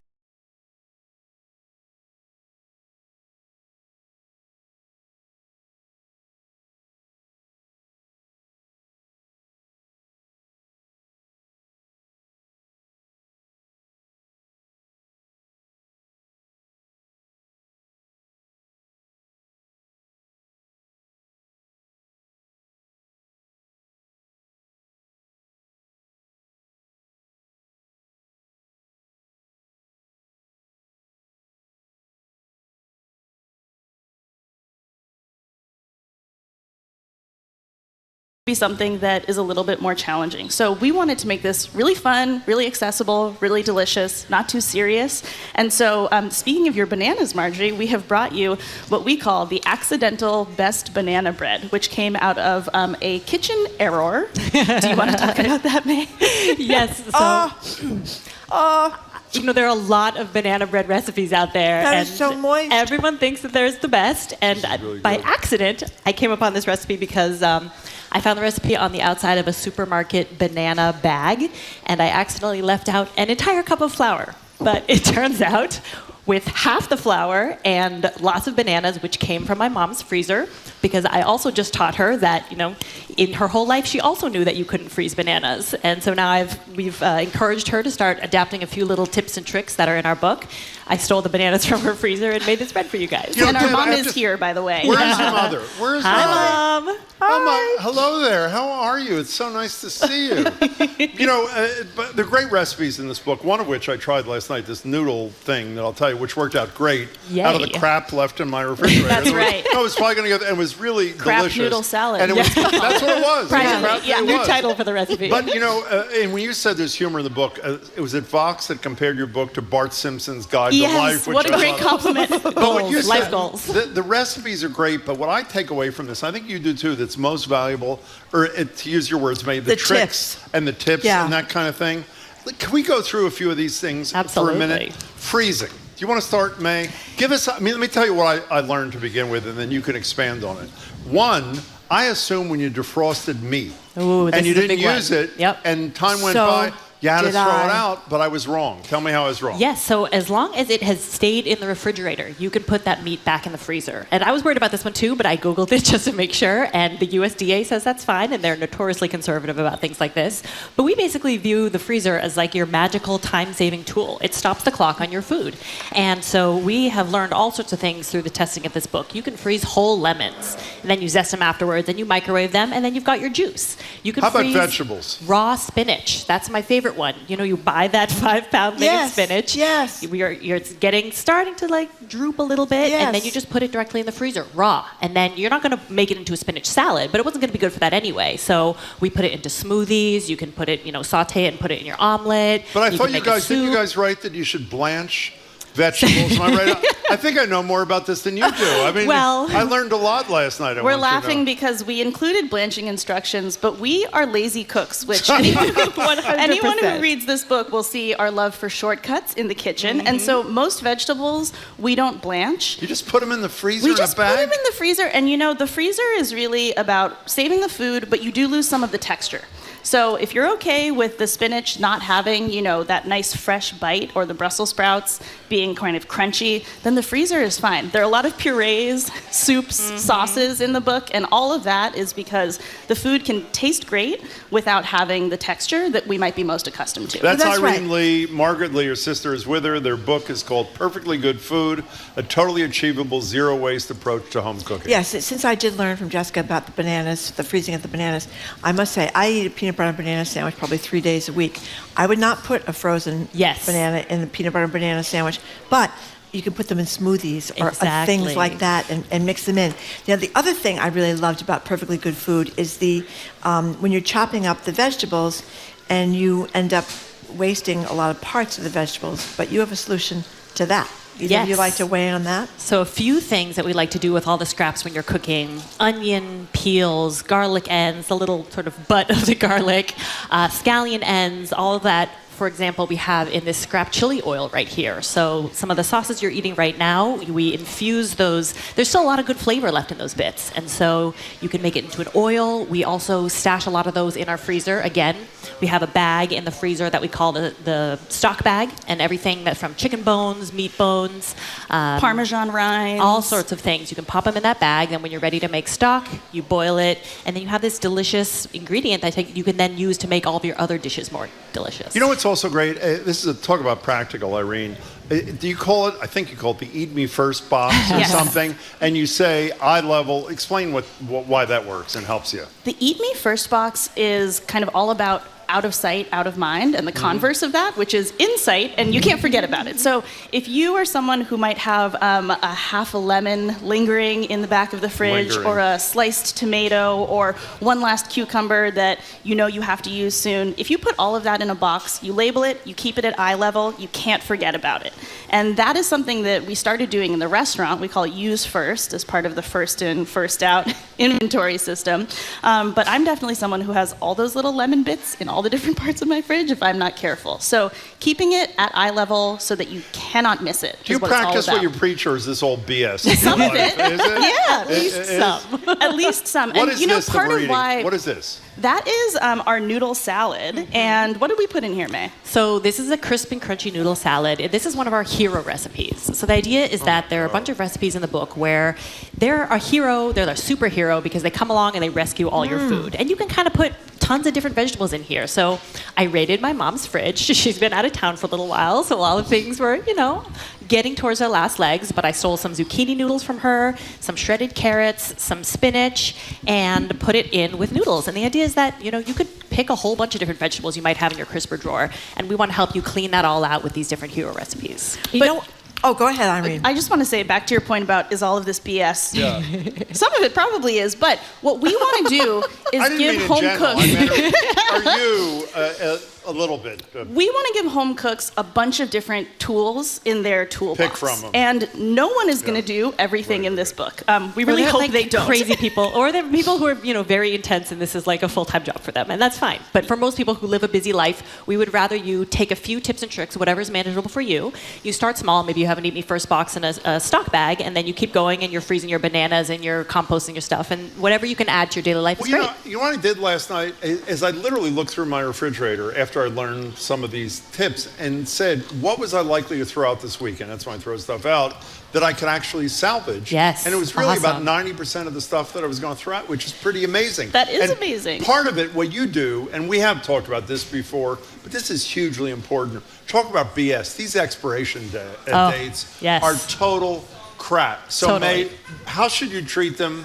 And if you don't live by them or eat by them, what do you do? Yes, so the big misconception about expiration dates is a lot of people think that is an indication of safety, but it is not. If there's no federal regulation or anything, the idea is that it's the manufacturer's best idea of when it's going to be at peak quality.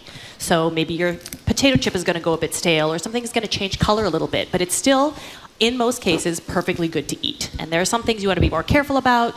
If you're feeding an infant or you're eating deli meat or something, you're going to have a bit more care. But for something that's been in your pantry, there are things that they pop an expiration date on it, and it's totally meaningless. And so we encourage people to use their senses. So smell it, taste it, touch it maybe. Use your common sense too. You can Google it and say, is this something I need to be really careful of, or is this something that, this expiration date doesn't mean anything? Yeah, yogurt is a big one with that because it will say, my experience, I eat a lot of yogurt, is it lasts a lot longer than the expiration 100%. date says. And you can tell because it looks bad when it's bad. There's not mold on it. You eat it. Well, I know, but it's usually a week or two past the expiration date before it even gets there. But the other thing that you guys tackle, which I think is great, is you're making a recipe for something, and you talked about this. I saw you in an interview at BUR talking about how... Who would you be? Who are you pointing to?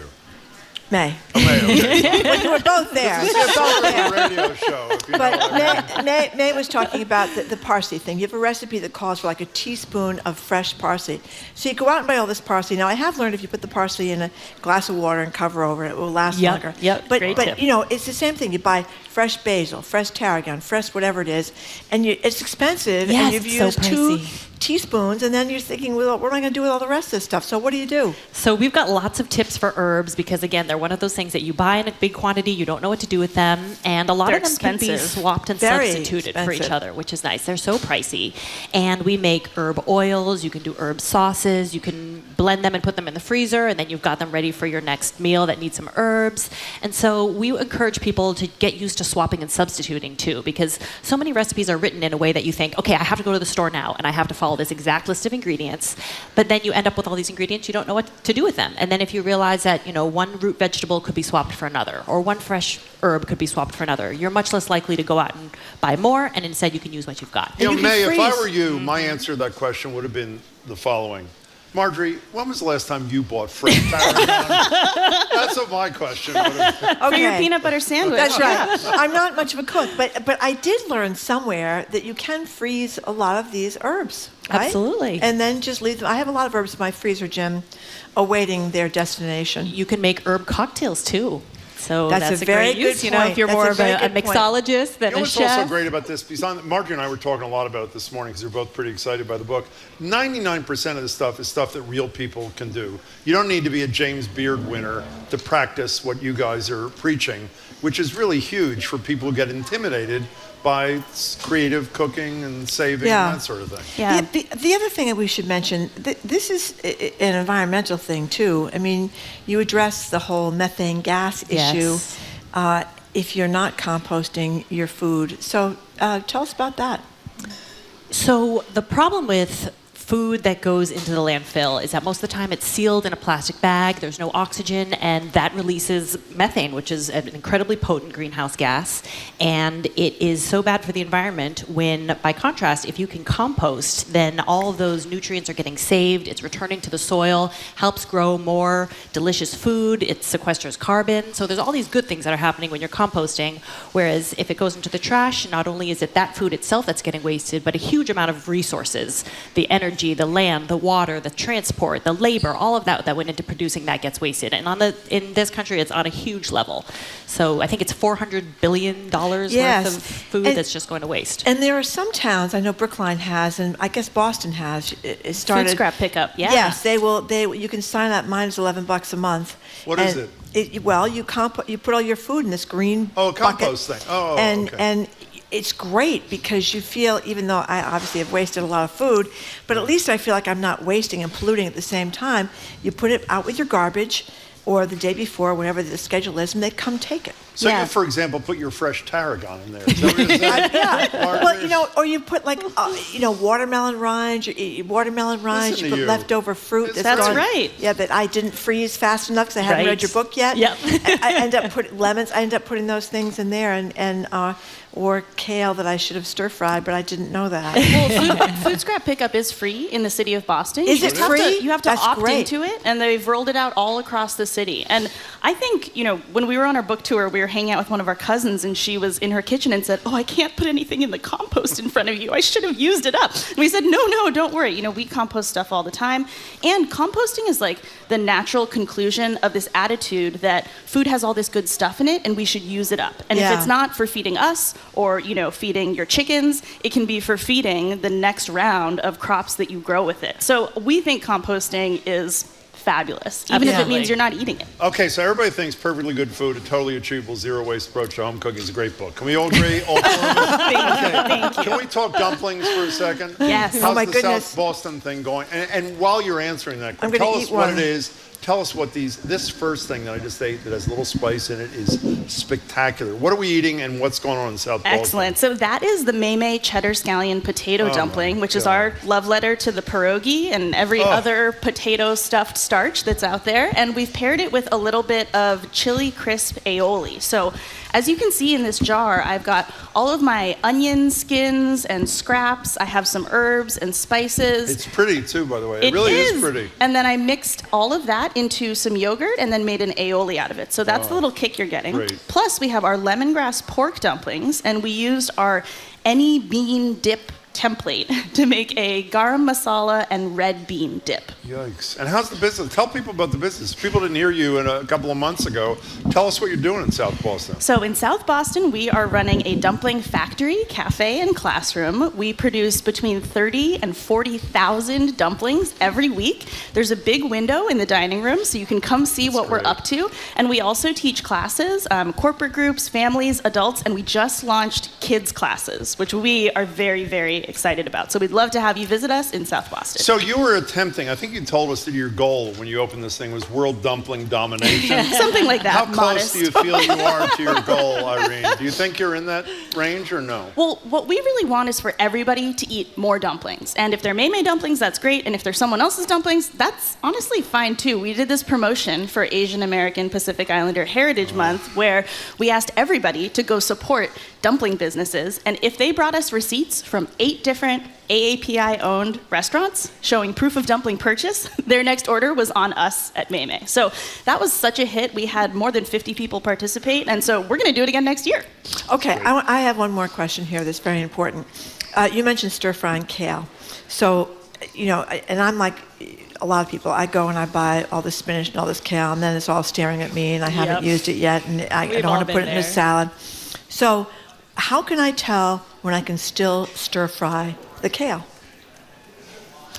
Boy, silence. That was what a question. My God. Let's go back to using your 5 senses and your common sense. Okay. So how does it smell? How does it feel? Is it really slimy? If it's slimy, it's going to go? What does it look like? If it's slimy, I would say you probably want to get rid of it. Or if you can pick out some of the stuff that's really offensive. The rest of it you could put into a soup, for example. Again, if you change up the texture, if you change up the color, there are a lot of things that you can do with vegetables that you might not want to just eat raw out of hand. Okay, so slime is the key on the kale. If it's slimy, that's it. If it smells weird, gotta go. Compost is fine. Yeah, you don't want to eat it if it's slimy. Have you tried an ice water bath too? Put your leafy greens into a bowl of cold water with some ice into it, and then, it's like high school science class, the power of osmosis, all those molecules go in and they actually perk it back up. So as long as it's not too far gone, you can actually rehydrate your salad greens and they're totally salad worthy. It's like magic. When are you going to be doing that, by the way? I just want to know. I want to go there for that. Hold on. Once you rehydrate your salad greens, how do you dehydrate them to eat them? Do you use a salad spinner? Then you salad spin them, or I like to put it in a tea towel and then sort of whipping them around. I'm sorry I let my kids shake it. Salad, you know what the problem with the salad spinner is? You got to wash the damn thing. When you're done with it, you just put it in a towel. I'm and you over my salad the damn spinner. Thing. Yeah. I'm so glad you said that. No, you shake it like or that. You shake it around. It's really fun. I let my kids do it. They're like spraying water all over the kitchen. Yeah, that's right. Okay. Can we get serious for 30 seconds? One of the great things about you all, and Irene, we've talked to you probably more, the collaborative, it's one of the reasons you won the James Beard youngest ever to win the whatever the hell it was, leadership. Whatever it was. I'm serious. I was thinking when you said I have a friend, I think you know Sandy, who does Way Of course, in JP, who's one of the great people ever. I took one of her classes. The collaborative thing that you've helped make happen, you, Tracy Chang from Bagu, is just, why is that different in your industry? It's hard. I shouldn't be asking you, but I will. Why is it seems to be more pronounced, this collaborative thing, in your industry than in so many other small businesses who are ending up on the stage with us? What do you think that is? I just genuinely believe that there's enough for everybody. whether it's for your business, whether it is for an individual. I do a lot of work in food insecurity, and there's enough food for everyone. We just have to be working together and working a little bit smarter, and I believe that for small businesses too. I also want to just make sure everybody here knows that my sister's the one who really wrote the book. So we can talk about collaboration, but she is the primary author, and I am a fact checker and recipe tester. Okay. But, I think that in general, we can do so much more when we work together. And it's more fun. So wait a second. If you hadn't said that, what would have happened after the interview between the two of you? Tell the truth. Oh, we're very open about this. We are? It's the same thing. We're super collaborative. You wouldn't have stopped talking to her? Yeah. No? I need her for things like this so she can talk. It's a great balance. The dumplings are great. Where do people find your place in South Boston? So we're at 58 Old Colony Avenue, and you can find us online at maymaydumplings.com. And the book is terrific. And I just want to say, Jim always kids me about not being able to cook, and it's true. I can't cook, but like everybody, I eat. So the idea of not wasting all these things that so many of us get at the supermarket, and then this is a life changer. I will just add that we want this book for people who think they can't cook. Yes. Because it doesn't have to be that complicated. Yes, and that's part of why we had it illustrated rather than photographed. Yeah. Because we don't want people making the recipes and then saying, oh, mine didn't come out looking like that. Yeah. By the way, the illustrations are great. Who did the illustrations? Iris Gottlieb, who is also an author. She is fabulous. And we just think that they're so fun. And again, this is a serious topic, but we want people to have a great time with it and to have something delicious at the end of the day. No matter your level in the kitchen. Fabulous. We had a delicious lunch here. We did. Very nice. We're not done. We're not done. It's no, great I'm to see you it. both. Congratulations. I'm saving it. Really This will not be going anywhere.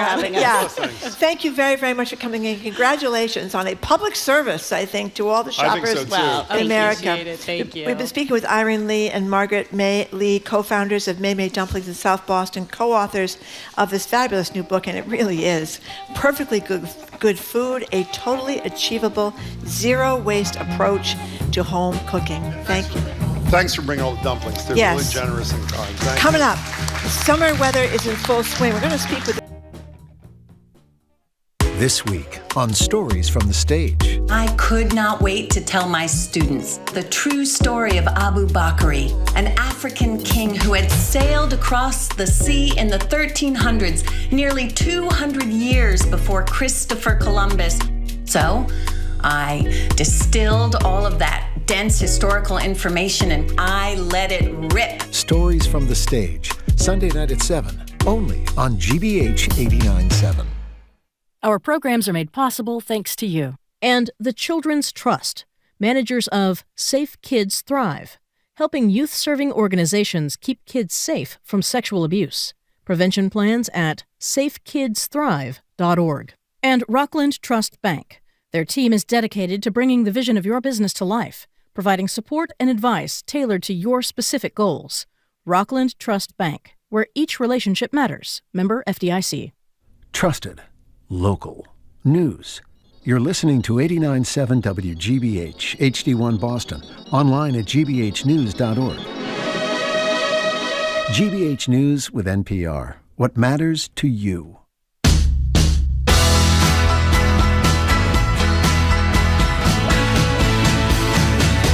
Welcome back to Boston Public Radio. Jim Brody and Marjorie Egan. We're back on Tuesday. Mayor Wu will join us for an hour of Ask the Mayor. That's Tuesday, the Boston Public Library. The Mystic River watershed makes up almost 24 towns in Greater Boston, all by the namesake Mystic River flowing out to Boston Harbor. In 2018, these communities banded together to form the Resilient Mystic Collaborative to protect people and places from extreme weather brought about by climate change, heat, flooding, that kind of thing. We're going to talk with people involved in these efforts. Here with us first is the co-founder of the collaborative, Julie Wormser. She's also senior policy advisor for the Mystic River Watershed Association. We'll be joined in a couple of minutes by two leaders of these Mystic River communities. But first, Julie, it's great to have you. Thanks so much for being here. Thanks so much. Yeah, thank you very much, Julie, and thank you for all your great work. But explain a little bit more. It's unusual to have all these towns working together like this whole, like you are. How did this happen? How did this come together? I love our origin story. Basically, the state helped a lot by giving communities the money to say, how is climate affecting your community? We then, as a watershed association, because we know water, and climate management is a lot about too much and too little water, we went around to about 50 thought leaders in all the communities and said, what can't you do within your tiny communities? Because all those 24 communities make up an area the size of Brooklyn, New York. Wow. Right? What can't you do, and how can a collaborative watershed association help? And they had great ideas, and they said, we have no staff to talk with our neighbors, might as well be dragons. Can you facilitate us, but let us lead? And since then, when we started 5 years ago, we've raised almost $56 million for projects to keep people and places safe and to make the communities more beautiful and fair. I know the Bar Foundation is part of the money, but is most of the rest of the money Fed and state money, or where's the money coming from? It's a 10-to-1 rate of return for the Bar Foundation because they pay for our core staff to play that glue role with communities, and the rest is all state and federal. You know what's amazing to me? I am one who believes, we don't have to get into this, so why am I even mentioning it? There are too many cities and towns in Massachusetts anyway. 351 police, it's ridiculous. But in any case, that's the way it is. You not only have this collaboration of 20 communities working apparently very well together, you'll tell me if that's not true, but what also makes it more difficult, it seems to me, is you have wealthy communities like Lexington, I think, for example, and then Chelsea, which is one of the poorer communities. Has there been any tension in that aspect of the relationship, or no? The short answer is no. And the thing that's a joy is when we were first starting, there's a miracle of a woman named Carrie Hewlett who asked two questions. One is, if we are wildly successful, what do you want to see happen for your community? If we are wildly successful, what do you want for your neighboring community? And that generosity of spirit has really lasted throughout this. Yeah, and there are communities like Chelsea who really understand social equity. And there's communities like Cambridge who really understand computer modeling. And there's a lot of knowledge transfer from one place to another. But there are models like this, I assume, in other this is pretty remarkable, that around climate change issues, because obviously it doesn't stop at anybody's border. Are there models like this, or is this aberrational? We honestly have risen to the top nationally very quickly. That's great. Yeah. Great. So talk about, we've just been talking about how huge this group is, 21 different towns. What are the common issues? Such a great question. So along the coastline, it's saltwater flooding, which is incredibly corrosive. And surprisingly, if you know Alewife, that used to be tidal. So all the way up to Cambridge and Arlington used to be the coastline.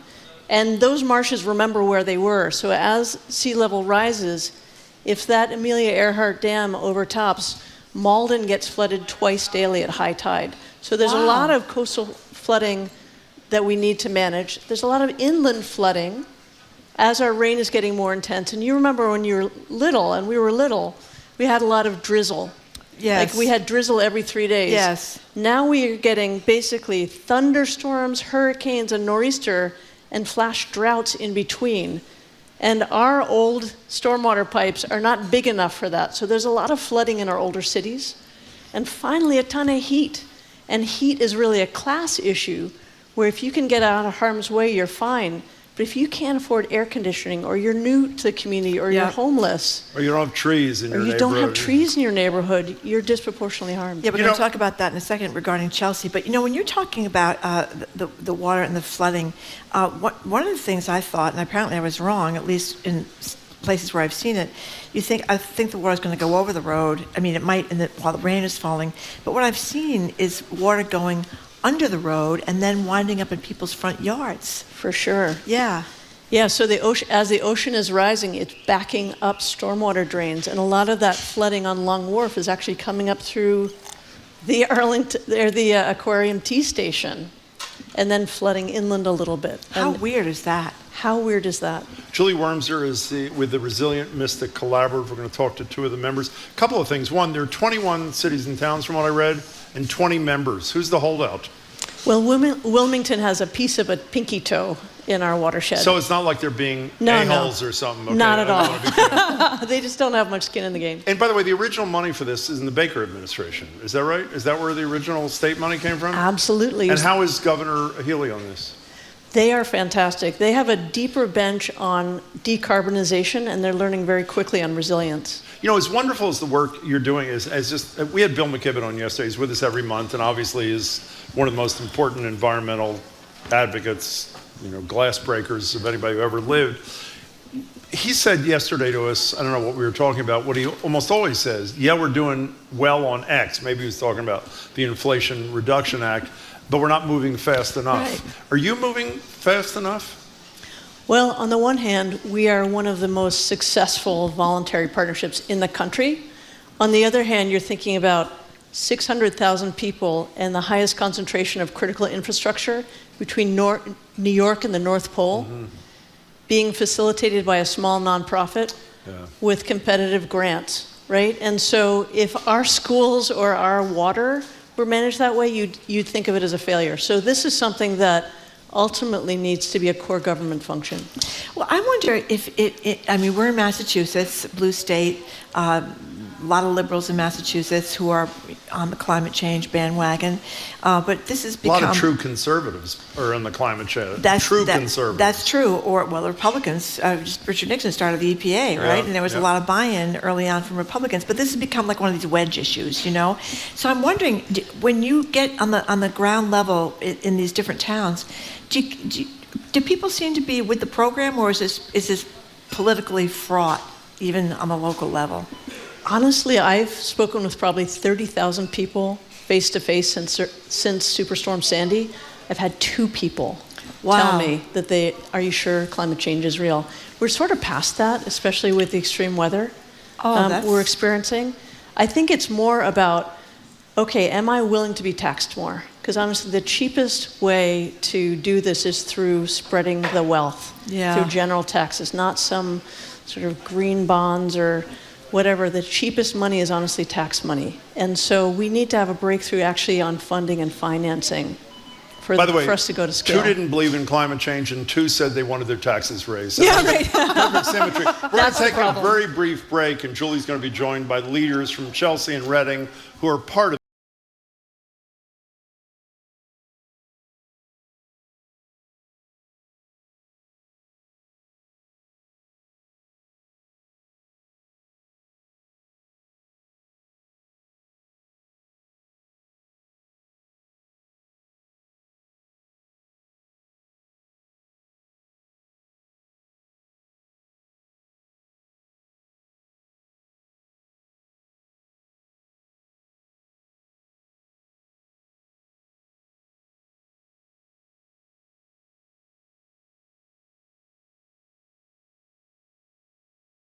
Brilliant Mystic Collaborative is Julie Wormser, and she is joined by 2 leaders of 2 communities in the collaborative. Alex Train is the Director of Housing and Community Development for Chelsea. Alex, it's great to have you here. Thanks so much for being here. Fidel Maltez is the Town Manager of Reading. Pleasure to have you as well. Welcome to you both, gentlemen.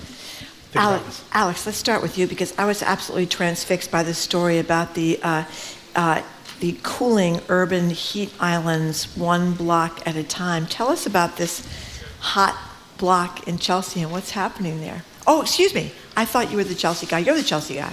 Absolutely. No, thank you for having us. And on behalf of the city, we're thrilled to be here. So Chelsea has almost 80% of our area as paved area. So parking lots, buildings, area that really soaks in the heat. So we've partnered with local organizations like Green Roots, a local environmental justice group, partnered with residents, and we try to transform this city block into an urban oasis that could provide cooling for residents. So large-scale tree planting, installing white roofs to reflect sunlight. How much of a difference does that make? That blew me away. Yeah, no, and we've set up temperature monitors, so we put them out before the project, and now we're implementing the project. We're able to track exactly how much the temperature is going to be lowered from it. So because the sun reflects, is that why? Exactly, it doesn't absorb as much heat if it's a white or lighter surface. And Fidel, what are you doing in Reading?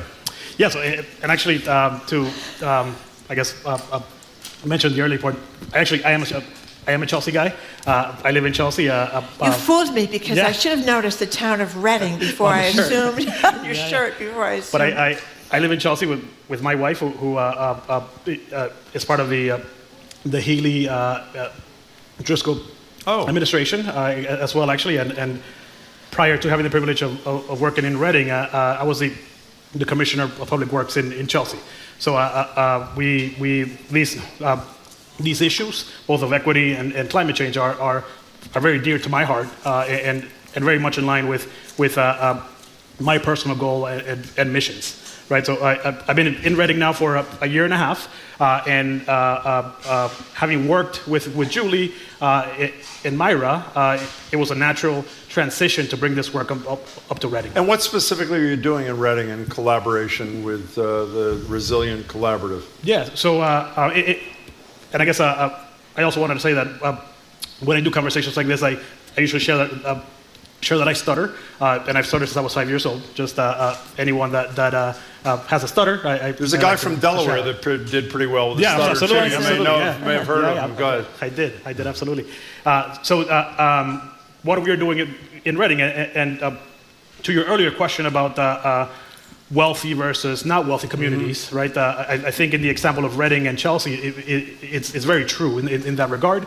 However, as you also mentioned, water doesn't know municipal lines, right? So any flooding that happens in Reading, it's not going to stop in Wakefield or in Wilmington, right? It's going to travel by the lightest path. The Mystic River watershed actually begins in Reading at the headway of the Adrianna River, and what we are doing is essentially creating a constructed wetland. So it's a very large area, very similar to what is at Alewife.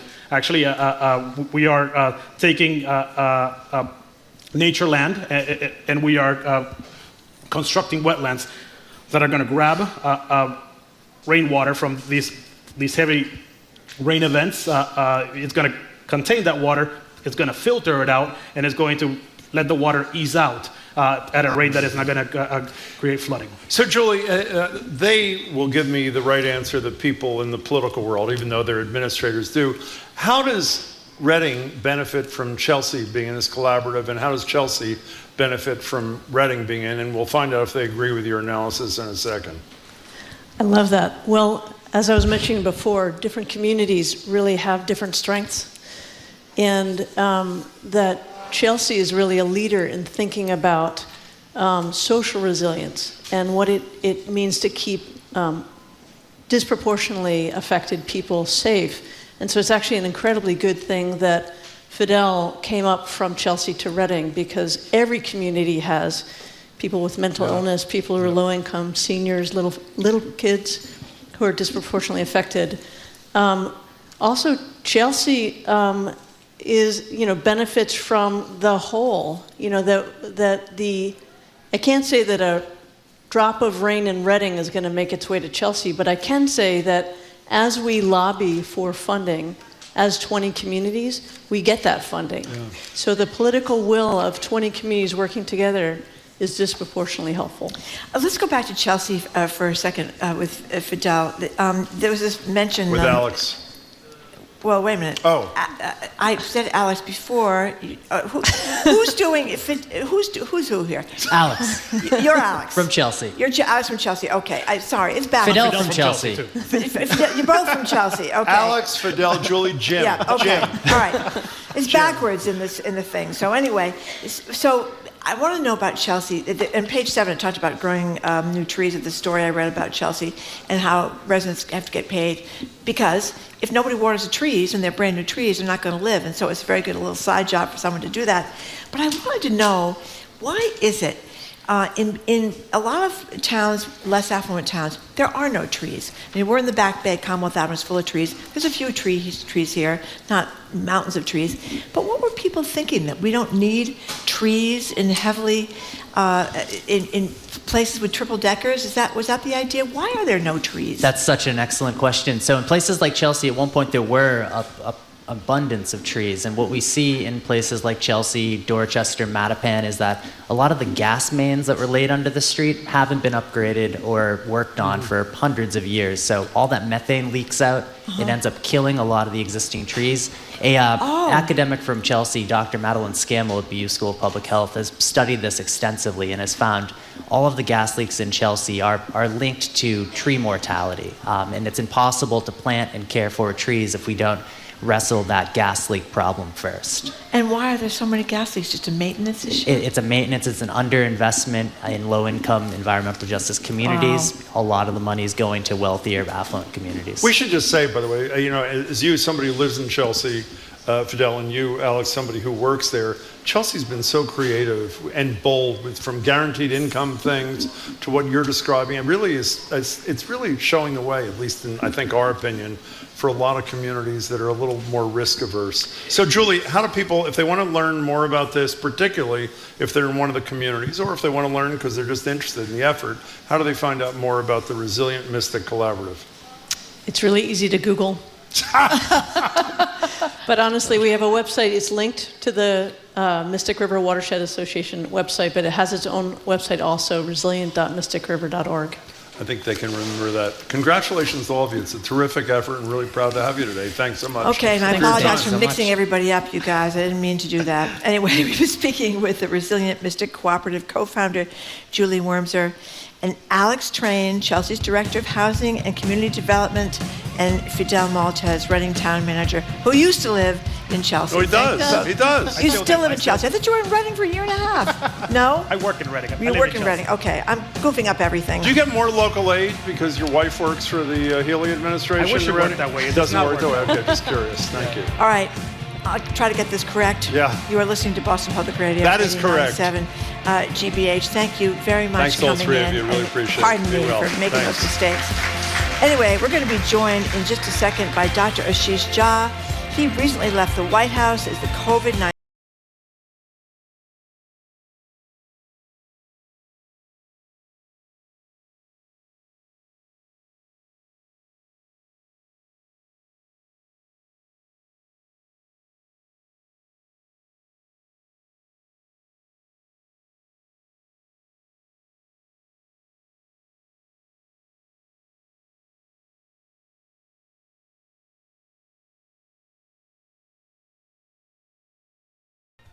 Violence erupted across France after the fatal police shooting of a teen. President Macron has in part blamed video games for the clashes, and he's not the first world leader to use this widely debunked theory. Whatever may be going on in France, whatever violence is occurring, it certainly is not due to violence in video games. That story on All Things Considered from NPR News. Today at 4, here on GBH News 89.7.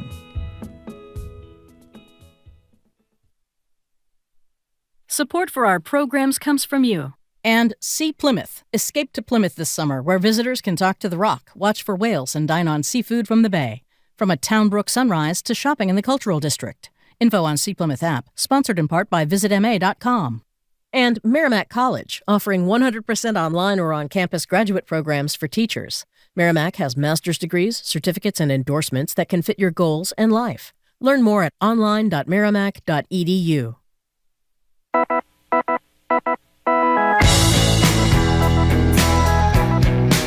Welcome back to Boston Public Radio. Jim Browdy and Marjorie Egan. Mayor Wu will join us live at the library next Tuesday for an hour of Ask the Mayor. Joining us now is Dr. Ashish Jha, recently departed from the White House as President Biden's COVID-19 response coordinator for about 14 months.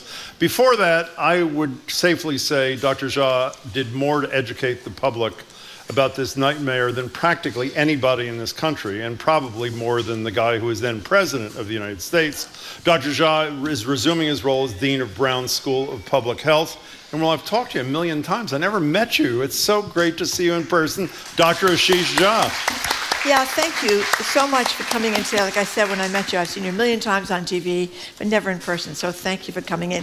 So give people an idea. Where are we now with COVID-19 in the United States? Yeah. Well, first of all, thanks for having me here. Pleasure. It is awesome to see you guys. It's great to see you. It's a great spot, isn't it? It's a Very great nice, spot. I mean, yeah. I've been to this library so many times, but I love being here for this. So look, in terms of COVID, we're 3.5 years in. This virus is around. It's going to be around probably forever. And, you know, right now we're in a lull. We're at some of the lowest levels of infection. I don't think any of us expect that that lull will continue. We'll see it go back up again. And we have shifted from a point where this virus, in the first 6 months, first year, was really terrifying. It was killing hundreds of thousands of people, at times 100,000 people in a month, to a point where we can manage it. And we can manage it safely. We can manage it in a way that keeps everybody healthy, doesn't disrupt our healthcare system. So the way I look at it is, you can choose to ignore the virus if you make some smart decisions. Stay up to date on your vaccines. Get treated when you get an infection. Do basic things, and then we can manage our way forward and really not have to worry about this. One last thing I'll say. You know, look, the hardest part about this virus in the entire 3.5 years has been making predictions about what it's going to do. Yeah. Because it has surprised us every single time we have made a prediction. And when I got to the White House, I realized I got to get out of the prediction business and I got to get into the preparation business. So we spent the last 15 months saying, what do we need to be doing to be prepared if we get a new variant, to be prepared if we get a totally new pandemic? And that has been the major focus of the work in the White House.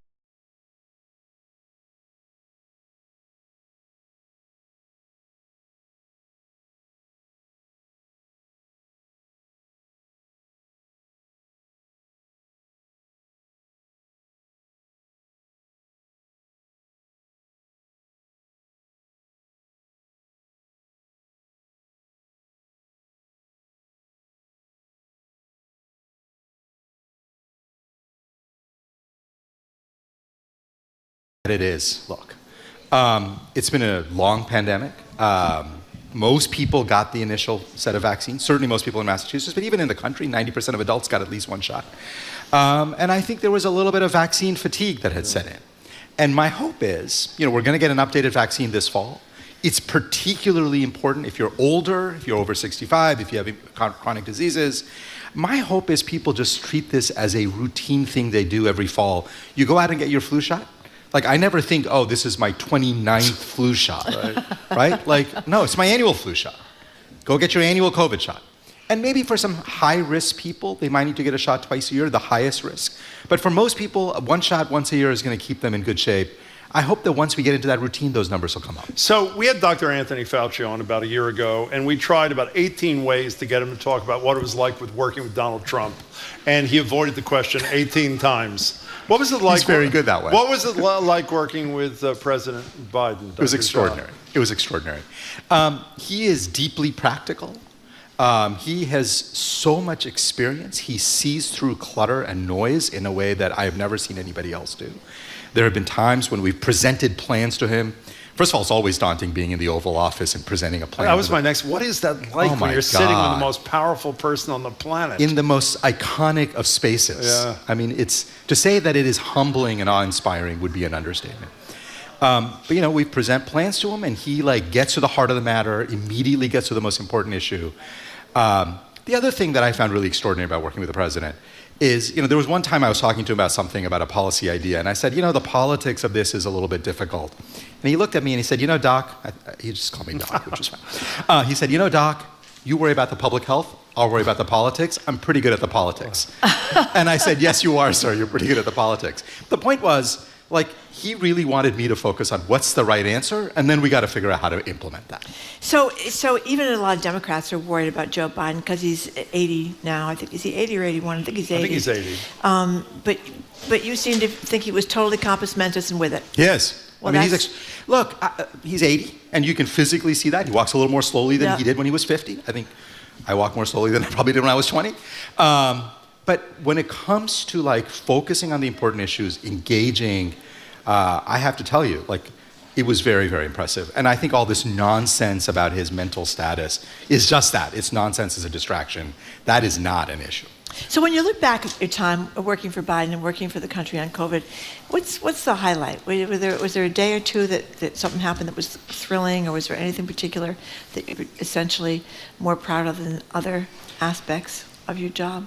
It's a great question. And I guess I don't have a specific thing that pops in. I mean, there are certainly moments that will stand out forever. The day that the president got infected with COVID, for instance, was a day that, like all of us in the White House, in the West Wing, our blood pressures were running a little higher. We were nervous about how that was going to play out. Thankfully, everything turned out well. But I will say that, I have spent my whole life as a physician, as a health policy person, being able to play this role in the most extraordinary public health moment in a century has just felt like a privilege every single day. I mean, it's been hard. We've had long days. You get plenty of criticism, plenty of abuse. But the bottom line is, it's been extraordinary. And then to be able to do it at the White House, I will say, I know it's a little sappy, but I'm an immigrant kid. I came to America, grew up poor. The idea that someday I would get to walk into the West Wing, to my office in the West Wing, just is like unbelievable. And so it was all just this incredible. I can't even get a place on a tour of the White House, Dr. Shah. I just want to be clear. So, you were a really positive but honest person in my encounters with you prior to your moving to the White House. But I looked up this morning, only 39% of the American people have a great deal of confidence in science. We also discussed this with Fauci. RFK Jr., who is, in my opinion, as dangerous as virtually anybody in this country, with that name and that profile, is at 15 or 20% in a Democratic primary against Joe Biden. What do you and people who do what you do for a living say we're going to do to try to restore confidence in something that shouldn't be controversial? Yeah, it's a great question, Jim. I wish I had a simple answer. I think we go back to the basics. Look, first and foremost, I think public health did not get everything right in the last 3.5 years. I mean, first of all, there wasn't one public health voice. There were a lot of disagreements, but even a lot of us in the public health community didn't get everything right. I think part of restoring trust begins by acknowledging the mistakes. And then the second is just communicating openly and honestly with people. I think the challenge is in a pandemic that's fast moving, you don't know all the science. And there's a temptation to say, well, here's the right answer. And I have tried, and I would not say I've been perfect, but I have tried to say, here's what I think is the right answer based on the data we have. But by the way, if we learn new stuff, I'm going to come back to you and I'm going to tell you that it's a little different. Do you have experiences dealing with either members of Congress or others who were cynics or worse, whose mind, you believe, in your 14, 15 months there, were cracked open a little bit to reality? Yeah, absolutely. You do? I do. I spent a lot of time up on the Hill. When I went up there, when I started my job, there was a lot of skepticism about whether we needed to continue focusing on COVID, whether it was still a problem. And I found, I will tell you, again, I probably didn't meet with the most extreme members of the parties. I tended to meet with people who were kind of a bit more in the middle. Mm-hmm. Republicans and Democrats, I found them to be people who care deeply about getting the answer right, were very open to hearing my ideas. Didn't mean I converted everybody. Mm-hmm. I mean, I wish I did, but of course that's not realistic. But I found those engagements to be both heartening and made me feel hopeful about our political leaders. One of the things that's scary to me, though, you have, he's not going to be the nominee, I don't think, but Robert F. Kennedy Jr., who's gaining traction among Democrats and is a vaccine denier. I don't think he's going to get that far, but you never know. Or stuff online. I mean, we talked the other day about a Louisiana judge who has said that it limited what the government can do to correct misinformation about things like COVID, which is really scary because there is so much misinformation. What do you see going forward on that front? Yeah. So first of all, I think as I sort of said to Jim, I do think we have to go back to basics, and some of that basics also includes trusted voices. I mean, my question that I ask people is, if you get a cancer diagnosis, where are you going to figure out where to get treatment? Are you going to get it from somebody randomly tweeting online, use cisplatin, not carboplatin? Yeah. Presumably not. Presumably you're going to go to an oncologist who's an expert in that area. So I think there's a really large role for experts, doctors, public health officials, nurses, others, to speak more forcefully. I have always believed that the best way to counter bad information is by spreading more good information. One of the reasons bad information took hold in this pandemic is we had an information vacuum. In the early days, I think a lot of people weren't willing to speak up because we didn't know all the answers and we wanted to wait. But when you're waiting, there's a vacuum, and then bad actors come in and fill that void. So I have been encouraging people in the medical community, public health community, doctors, nurses, others, to speak up more and to really be spreaders of good information. That is the best way I know to counter bad information. You know, Dr. Ashish Jha, who was the COVID coordinator for President Biden for 15 months and is now returning to his job as Dean of the School of Public Health at Brown down there in Providence. Lena Wen, another person who did spectacular work during COVID, who was the Baltimore Public Health Commissioner, and other things as well, wrote a very complimentary piece about you when you announced you weren't going to be continuing in that capacity. She talked about many of the things you achieved, a far broader understanding of the examination of wastewater, which we've done here, I think, pretty well in the state, under Governor Baker and some others, better indoor air quality. She also talked about Project Next Gen as one of your babies. What is it? Yeah. So look, Operation Warp Speed under President Trump, I think, was one of his biggest accomplishments. It was. We created and got across the finish line multiple vaccines in record time. These vaccines have been terrific. As I said, they've saved lives. I think we all agree the vaccines are not quite what we want them to be. They don't protect you against infection long enough. They don't do enough to reduce transmission. And then you have to constantly update them because the virus keeps changing. And so actually, even before I went to the White House, but once I got there, I think we all agreed we need a next generation of vaccines and treatments. We've had monoclonal antibodies that are fantastic, but then they stop working because the virus evolves. So Project NextGen is essentially a US government investment on building the next generation of vaccines that are mucosal vaccines, intranasal vaccines that will block infection and transmission, variant-resistant vaccines, and then treatments that will be enduring. I really think that combined with private sector effort can really make a big difference. Is there enough public money or commitment to public money? We put $5 billion into it. I think that's a good amount. I think that will make a very large difference. In some of your exit interviews, you also said that we are better prepared for the next pandemic. Unfortunately, another Bostonian doesn't totally agree with you. She was head of the CDC, and a piece she wrote, Dr. Walensky, in the New York Times, which I'm sure you read. Yep. She said, we're not prepared for the next pandemic. She goes on to say, to this day, some of our public health, I shouldn't laugh, data systems are reliant on fax machines to make it happen. The head of the International Red Cross also thinks internationally we're not ready. Why the divide between the Wolenskys and the Jhas? I don't even know that there's much of a divide. And by the way, Rochelle and I are both close colleagues and friends, and I thought that piece was very good. The way I look at it is, we were here. We were totally unprepared. We are much better prepared. We are not where we need to be. So that work needs to continue. So our surveillance is better. We have strategic national stockpile that is now pretty full of gloves and gowns and masks and all the stuff you need to have. We've made a lot of progress. We just got to keep going. And so Rochelle is absolutely right. We are not where we need to be. You know what I often wonder, too? We had the terrible flu pandemic back in 1918, 1919, and then we had this almost 100 years later, and we've had, bad flus. Yep. But this was a big international disaster. So what is it in the science world? Why 100 years? Could it be in 20 years? Could it be 10 years? It's going to be another. You know what I mean? Yeah. It's a good question. So a lot of people ask me a different version of that question is, well, do we get another 100-year break? Yeah, right? Exactly. And I wish it worked that way. That would be lovely. Margie and I will take 20, by the way, forever. That's right. Look, I said this before this pandemic, that we are entering an age of pandemics. I really do. I have felt that for years. The number of new outbreaks, novel outbreaks among humans has been rising. If you ask why, climate change is a major contributor, environmental changes. How so? Well, climate change, it does a couple of things. First is you start seeing totally different vectors, like diseases show up in places that haven't before. So there's no natural immunity. So you can imagine a virus in a community, there's immunity there and has stayed in that place. It shifts, now hits a new population, and then throw in globalization on top of that, and then it spreads globally. Okay. So I fully expect that we are going to see more multinational outbreaks. Obviously, all of us hope that we don't see anything quite like this again. But hope is not a strategy. We have to assume we're going to see more pandemics like this, and we have to get prepared.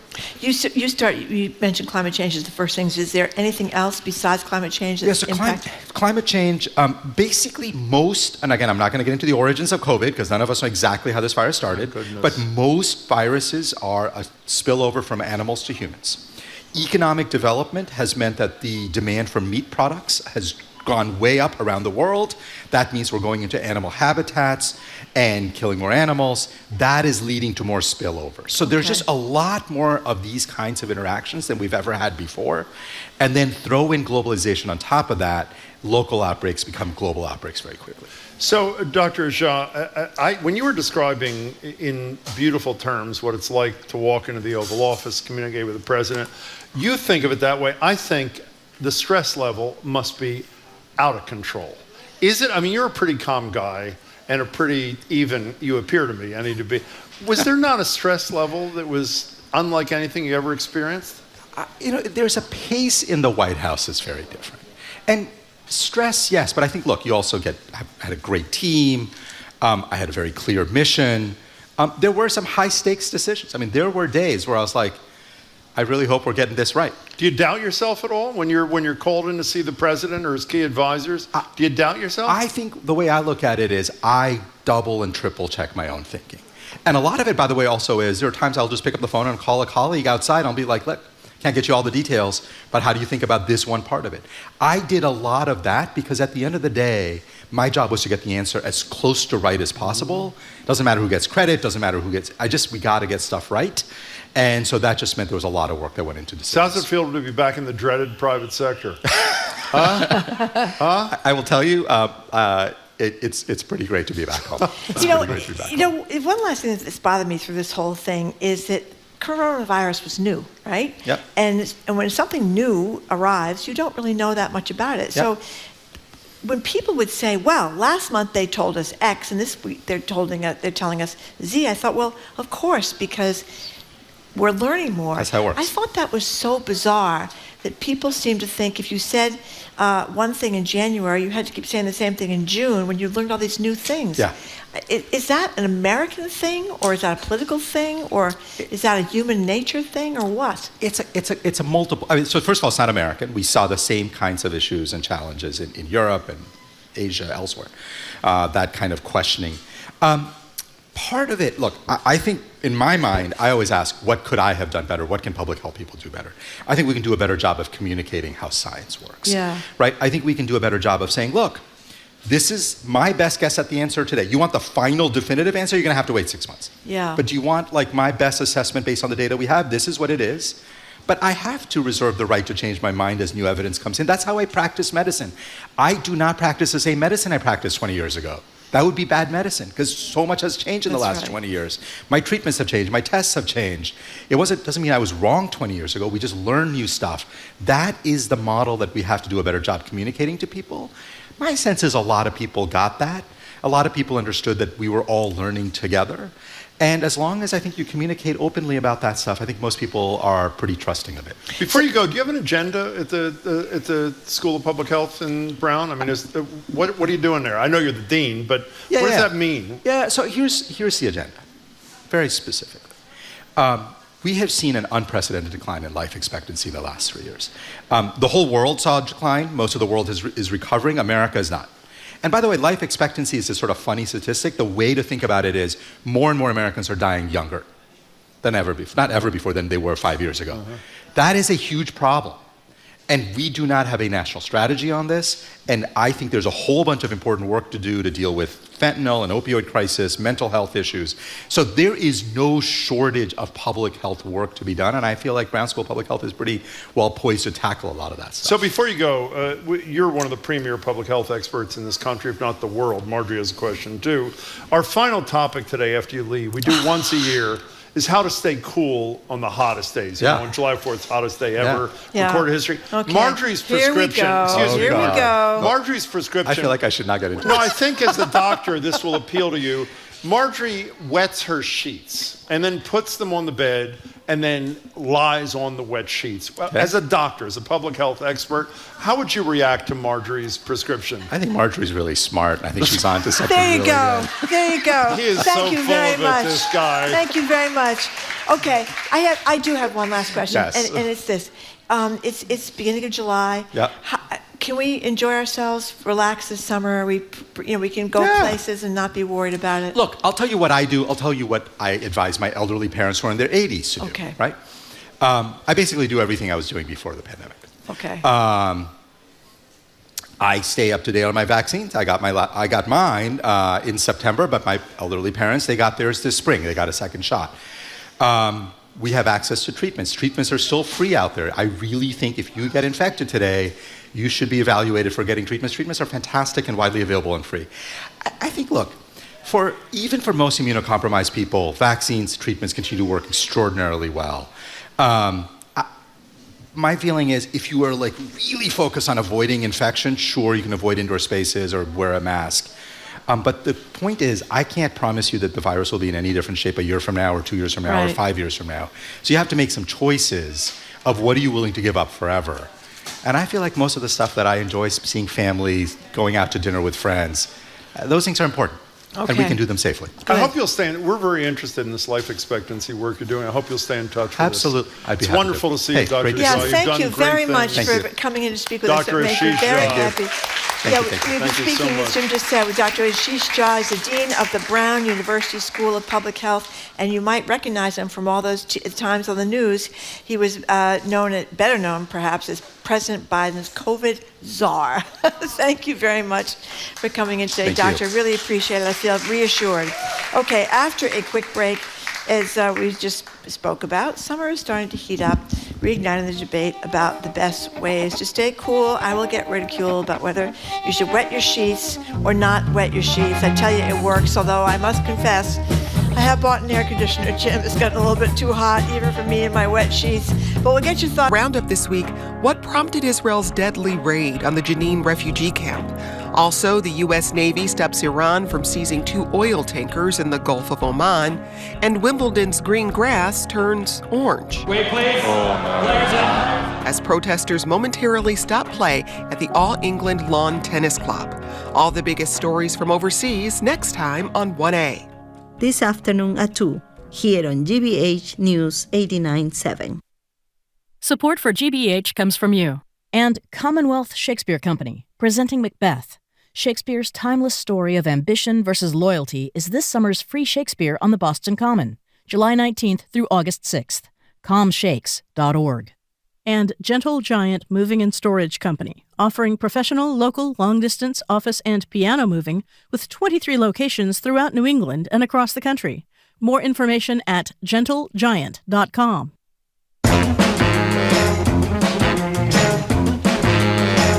Welcome back to Boston Public Radio. Mark Regan, Jim Browdy. As we said, Mayor Wu joins us next time we're at the library, which is Tuesday, for an hour of Ask the Mayor.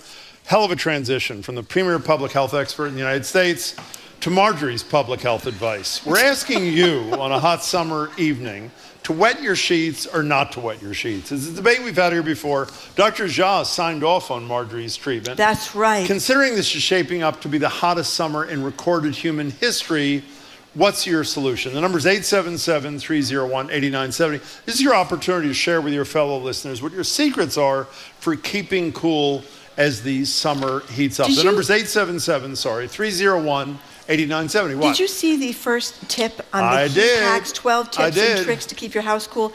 This is how similar is this to wet sheets? If you are tossing and turning in bed, having trouble falling asleep, Consumer Report says to put your sheets and pillowcases in a sealable plastic bag, had to be a pretty big bag, and stash them in the freezer so they'll be nice and cool when you hit the hay. That is what I've been talking about. What happens when they start to thaw from the freezer, they get cool and damp, just like the wet sheets I was talking about, Jim. Number 1. I saw it. You have to hold it up. By the way, the number is 877-301-8970. We ran a little late here, so if you want to give us your 2 cents, what your personal secrets are, we'd love to hear from you as quickly as possible. You know what I learned from that same story? What? Put your lotion, body lotion, and moisturizer in the refrigerator. So when you put it on you, obviously it's cooler. There are a lot of things about putting ice cubes in front of a fan and letting the fan blow the cool air from the ice cubes. Also, another thing that Marjorie came up with a couple of years ago, including other than wet sheets, is putting ice cubes in your pants, is what you suggested as a way to... Or if you are really hot at home, you wet your clothes and you just sit in your wet clothes. You know what the best thing is? It might mess up your couch or something, but you want to maybe a metal kind of seat. Best thing, when I was in, I hate to say this because Marjorie said, oh, Jim was in China. When I was in China, I was in Beijing. Yes. You know one I bought for like $1 US. One of those little fans. Exactly. Yeah, they have them now at great. Walgreens and CVS. It's a little bottle of water. At the top is a little fan. You hit a button, and the fan blows the mist. They have a huge version of this at Fenway. You ever been to the one Yes, at Fenway? I It's know like what the you're talking size about. of a house Uh-huh. kind of thing. Yeah. That's a wonderful creation. Well, I finally broke down and got some air conditioners, but I didn't Why have any didn't air you? I'm conditioners. shocked, actually. My children, they're complaining. Oh. I've got a granddaughter. Now everybody's used to granddaughter, growing yeah. up with air conditioners. But during the pandemic, we had to work at home every day, and I was working without the air conditioners at home. That's you just spray a bottle. You just keep spraying yourself with the cool water, and it really does make a difference. Anyway, 877-301-8970. Everybody always makes fun of me of the wet sheets. They say it's Dr. gonna Shaw make it- signed off. I know. But they say it's going to make your bed moldy and you moldy. It doesn't make anybody moldy. It just really works. Well, and by the time the sheet's dry, it's 3 o'clock in the morning, and Come you're on. already asleep, and That's it's not cooler. fair. You're so honest on the air. You told me the last time you did the wet sheets thing, the next morning there were mushrooms growing from your bed. Do you remember when you said No, that? Jim, the mushrooms are growing in the back of your car. No, that was my last and you car. brought a It's not brand new, this car. beautiful It's car. not I this looked at the car. back window of your car yesterday in the garage, Jim. I mean, you've only had that car, what, for 6 months? 6 months. It's a mess. Yeah, some very rare mushrooms. Some very rare mushrooms in the back there. 877-301-8970. Kira in Concord, you're first. Hi. Kira, say something. Hi. Okay. Hello. Yep, she's there. Yeah. She's there. Hi, you're yes, on. I'm right here. Sorry. That's Sorry, okay. Jim and Marjorie. Hi. I'll get with it. So I just want to let you know, Marjorie, Marjorie and Jim, that I love what Marjorie said because I tried it and it works like a charm. But There we then go. Then what I did too, yeah. What else did you and do? Ladies and gentlemen, then what I did is I did my thing, which is not mine, but just I made all through the years because we don't use air conditioning because we have high ceilings in part of our homes. What'd you do? And in our home. And so what you do is you open up the windows and you just have a spritzer water, cold water, and you put a little chamomile in it, and then some mint. Oh my God. And you can put lemon and a little aloe. Or you can just use 1 or 2 of those. Wait, what do you do with it? Drink it or spray it? What do you do? You can have it, yes. You can also drink. You can sip it. God. I didn't even think of that, Jim. That's okay. That's really good. Thank you. So you could sip it, or you just spray it. So when the sheets are even dry, or if you want to do Marjorie's nice time thing, you just spray it. That's right. And Kira, then that you're was all brilliant. You can That spray. was a beautiful you can call. spray Thank your you, pillow too. If things. You spray if your pillow? Yes. If Thank you you, don't want Kira. to go through the trouble of Yeah. putting them in the freezer or putting them in the washing No. machine and taking them off and making the Yeah. bed again, which most people don't want to do at 11 o'clock at night, you can just spray the sheets and spray the pillows. Do you use Works air like a conditioning? charm. You're Ms. Climate Change. Do you use air conditioning in your car? I do. Why don't you just open the damn window? Well, I do. Stick but, your head but, out or but, something. but before the car it cools off, I must admit, if I get in the car today, Raise your right hand. You turn the air conditioner off after the car cools off? I have a sunroof, which is very nice. You What does open that the do? sun. It Oh, lets air it's into the car. retractable? No, you open. It's a Oh, retractable okay, sunroof, and then you open the side windows. Yeah, I mean, some people. I think there's a lot of people who don't like. You know why I don't like air conditioning? No. Because when I was young, I used to work as a chambermaid in one of these hotels that. that you came out of the room and you'd be on the porch, right? So you spend the whole day going from a heavily air-conditioned hotel room point. to a really overheated porch. And you even notice this in your house if you have room air conditioners, Yeah. that if you go from the room that's really cool and air conditioned to the hallway that's not, it's a weird thing in your Yeah, it's throat weird. and your chest. So why'd That's you buy why- an air conditioner? I just told you, because I have children and Oh, a the granddaughter grandchild, now, and people aren't used. And also, frankly, Jim, it's a lot hotter now. I mean, that's the other problem. Aiden has a brilliant idea. What is We've been that? doing the same show for 24 years. I can't believe we never thought of it. He says you can also, after you do the wet sheets, you can wring out your wet sheets into a glass for a soothing nighttime drink. That is brilliant. That is It's just like a twofer kind of scrumptious. thing. 877-301-8970. Christine, you're in Boston. Hi, Christine. We're trying to solve the heat problem. Hi, Christine. Hi there. I'm going to say that putting your pillows in the freezer makes a really big difference There you because go. you want to keep your heart cool. Excellent point. I've been doing it for years, and it works like a charm. Wait a minute. Your pillowcases or the whole pillow? The whole pillow. You don't Wow. have to wet them or anything. You just put them in a bag, and you put them in the freezer, and right before you're going to go to bed, you pull them out, and your head hits the pillow, and it's super refreshing. That sounds So what are you, like wonderful. a butcher or something? What kind of freezer do you have that you can put your pillow in? Actually, I'm vegan. Oh, so sorry. I have plenty of room in my freezer. That's great. And I always make sure that I have room. Can I tell you something? I've never done, thank you, Christine. I've never done the whole pillow. And I've never even done the pillowcase. I'm doing that tonight. I tell you, it's great. I love that. I mean, you can even just run the pillowcase under cold water when you're in brushing your teeth and then put it on the pillow. What do you think of Aiden's idea about drinking the tonic from the... I don't know if I'm ready to drink the tonic. I think you should try it. Kira said you can drink whatever the hell she was talking about. I know, that was the And then you can chamomile squeeze water. out Yeah, that chamomile sounded water. very nice. You know what I've been drinking lately that is maybe, it's unfortunately, you got to make it yourself because it's expensive. You ever had watermelon water or not juice? Well, I don't know if it's juice. You ever had watermelon drink? Not with sugar, just watermelon. But I like watermelon. Oh my God. Is it good? So refreshing. It's insane. Refreshing. That's Jim's word of the Thank day. you. Everything is It's not my word. refreshing. I haven't said it before. Have I said it before? If it's not otherworldly, it's refreshing. Okay, fine. Is it Eben from Boston? Hey there. Hey, Ivan. Ivan, thank how you for are you, calling. Ivan? Welcome. What's up?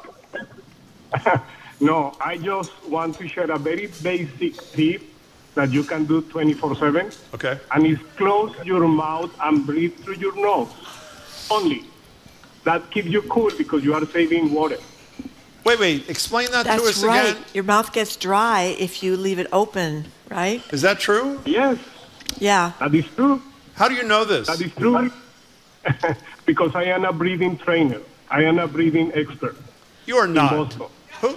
Wait a second. I am. Who do you train? I train people with breathing problems, with asthma, with athletes. So this is a very basic tip about keep your mouth closed with the hot weather, and you are going to have more nitric oxide, helping you to keep and save water, keeping you with absorption of oxygen. That's incredible. It's very basic, Jim. It's very simple to do. It's not simple, but requires some training. But if you think about it, makes sense.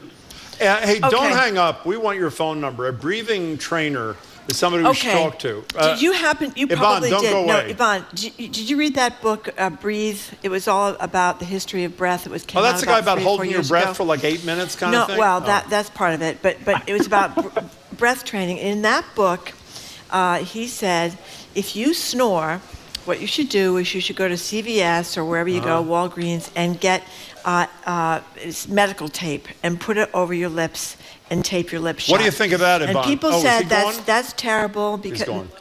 he's still there. I No, think. he's back. Ivan, what do you think And about people think taping your that's a lips terrible shut? idea, but on the other hand, it works. How about that, Ivan? You there or you're not there? With panic attack, I am here. What about taping your mouth shut? That's what Margie said someone told When you're her. sleeping. When you're sleeping. It's beautiful, but people with anxiety or stress, they shouldn't do it. Yeah, they're afraid of having you can just remove the tape. But I tell you something, it's Not a if you're very sleeping. novel idea. Thank you. Ivan, Evan. don't go away. We do want to get your contact. We're going to talk to you. It's like it Do you cures breathe through your snor- nose like he does? I've cured my snoring with tape over my mouth. You have not. I have. That's right. Now, if you do the... It's very embarrassing. I sounded Sure like it a is. buzzsaw for most of my life, and now I don't anymore. So if you do the breathe through your nose, and he said don't open your mouth when it's hot, do you have to eat through your nose too? How do you do that? Thank you very much. We're going to talk to that guy because that sounds pretty interesting. Yeah, well, to me. people should try it that have. Do you really do the tape on your mouth? Yes, and I don't snore anymore. Wow. I know. My dentist said it's a terrible idea. You know what else? Aren't know you what else? worried you'll stop breathing? No, I'm not. Because if you stop breathing, you could take the tape off your mouth or you're breathing through your nose. But you know what else is good for? No. Cavities. Because if No. you breathe through your mouth, and people that breathe through their mouth when they sleep, they know this. They wake up in the morning, their mouth is very dry, and saliva helps your teeth, and the saliva is all dried up. How are your cavities doing? I haven't had a cavity since I started taping my mouth. No, that's not It's true. true. Todd is from not Attleboro, true. thank This you is very much. total. I shouldn't admit I snort. It's not a very I sexy also can't image. admit you tape your mouth shut when That's you go right. to A little sleep. piece of tape, just a little piece of tape. I wouldn't have said that if I was. Is this a well, live it's show? too late It's now. a live I've show. already said it. Too late now. Todd in Attleboro, hi. Hey, hi everybody. I think I've called in the 5th time. So about this one. Yeah. I camped in town this weekend, a tent with friends. Great money saver. One of my friends brought a device to circulate air, and a second one with ice to cool the tent down. So it was completely comfortable at night without being in a hotel with AC. And then I have another point on taping your mouth shut. Please. Yes. So I have to use a CPAP, and I couldn't use it for the longest time because my mouth would fall open. Yeah. Tried medical tape. That irritated me after several days, and I'd have to wait till my lip healed. Instagram somehow picked up that I was having breathing issues, and I got ads for hostage tape. I've been using hostage tape for 3 weeks. I don't have any issues anymore, and I'm sleeping through the night. Wait a minute. Hostage tape? That's what he said, hostage tape. What's hostage tape? Like a hostage in a war zone or something? Apparently. Yeah. I've never heard of it. But, yeah, I'm gonna look it it up. works. It's comfortable. I do it every night. So when you use the hostage tape, do you use handcuffs too, or just the tape? I have handcuffs, but no. I bet you do. Okay, so No, hold Dre, on for a thanks. second. Oh, Hold on for a sorry. second. So how is this? Because Yeah. you have sleep apnea, obviously, if He you're said using that, one of those yeah. CPAP things. So what does the hostage tape got to do with the sleep apnea? It keeps my mouth closed because I get a full face mask. My mouth would kind of just pop open. So if it pops open a little bit, it dries your throat out. Right. And then, dry throat, you're more susceptible to getting respiratory infections because the virus can get through the membrane. That's right. We're all supposed to breathe through our nose. That was a very Thank you very instructive much. call, Yeah, Todd. a Thank lot you. We've segued from wet sheets onto some very instructive issues. I'm a about little disappointed in that, but there have breathing been and- some very good suggestions, actually. Carol from Saugus, what do you what's think? also great, by the way? What? Just I know this is very traditional. A really cold towel around your neck is really a really simple thing to do. That's You know a that? very Thank good you, idea, Marjorie. too. I appreciate that. Carol from Saugus, what do you think? Hey, Carol, what's up? Okay. Is Carol fine. there? Oh, hi, Carol. How are you? Hi there. Hi. I still do. I take a bandana, soak it in water, wring it out, put it in the freezer, and then the next day I take it out and I just wrap it around my neck. That's great. And it keeps my neck really cool. Or the other thing you can do is wrap up a couple of ice cubes in there, and Yeah. it really keeps it cool. Now, the other thing, as soon as you started mentioning this topic, I immediately went to the movie Some Like It Hot. Because Tom Ewell asked Marilyn Monroe how it took place during a heat wave. And he said, why do you always look so cool? She goes, because I put my underwear in the refrigerator. But thank you. Carol, thanks to go. I thought you were going to mention, you know what I mentioned, the film I mentioned? Thank you, Carol. One of the sexiest scenes in the history of the movies. Oh, here we go. What was that film called? I don't know. Hurt. It was with, what's his face, Hurt, and William Heat, Hurt, Body Heat, John She's- Parker, of course. She's always inside known. the house in her red skirt, and William Hurt breaks through the glass. And do you remember? And the air is so hot and Yeah. thick, you can see it move. Mhm. How incredible is that scene? It's incredible. What was her scene, name? Jim. Catherine. What was her name? John. No wonder you. Kathleen Turner. Thank you, John Parker, who should really be doing the show instead of us. Okay, we're done. That's it, Marjorie. Okay. Thank you for your calls. Yeah, and your thank brilliant you very much suggestions, actually. for listening to They another were edition of excellent. Boston Public Radio. Thank you. for people that came down to Marjorie's the Boston applauding herself Public again. Opera. I am. We want to mention that Unbelievable. Michelle Wu, the mayor of Boston, is going to be with us on Tuesday for another edition of Ask the Mayor right She here is. at the Boston Public Library. She's going to take our questions and your questions as well via phone call, text, or in the library right here. We can keep up with us 24/7. We have our podcast. We have a new podcast, too, a shorter version. It's a half hour instead of 3 hours if you want a little snippet. On Monday, we're going to be joined by Congressman Don Beyer of Virginia. He went back to school at the age of 70 to learn about artificial intelligence, and he made headlines by doing it. Also, we're going to be joined by the Ground Truth Project's Charlie Sennett, the folks from the Commonwealth Shakespeare Company, the Reverends Irene Monroe and Emmett Price, Corby Cummer, our food man, and once again, we're going to be joined by Mayor Wu on Tuesday. We want to thank our crew, Zoe Matthews, Aidan Conley, Nicole Garcia, Hannah Loss. Our engineer who knows everything is John McLeod Parker. Our executive producer is Jenny Bologna. On-site library help today came from Colin Cockrell, Matthew Glover, Patrick Lally, Dan Lassou, and Sandra Lopez-Burke, and Evelyn Brito. I'm Marjorie Egan. I want to say one other thing, Marjorie, by the way. Starting tomorrow, you know this, I'm going to be writing an occasional column for the Boston Globe. Oh, that's right. And the first will appear in the paper and online tomorrow about some issues around rent control. So I hope people will read that thing. That's right. It's going to be the Globe tomorrow. Brilliant column. Of course, Jim Brady would write nothing less. few grammatical errors in there. We straightened them out. Maybe they were, but Marjorie helped me through. Tomorrow in the Boston Globe, please check it out on Rent Control. Okay, I'm Marjorie Egan. I'm Jim Browdy. Thanks again for tuning in today.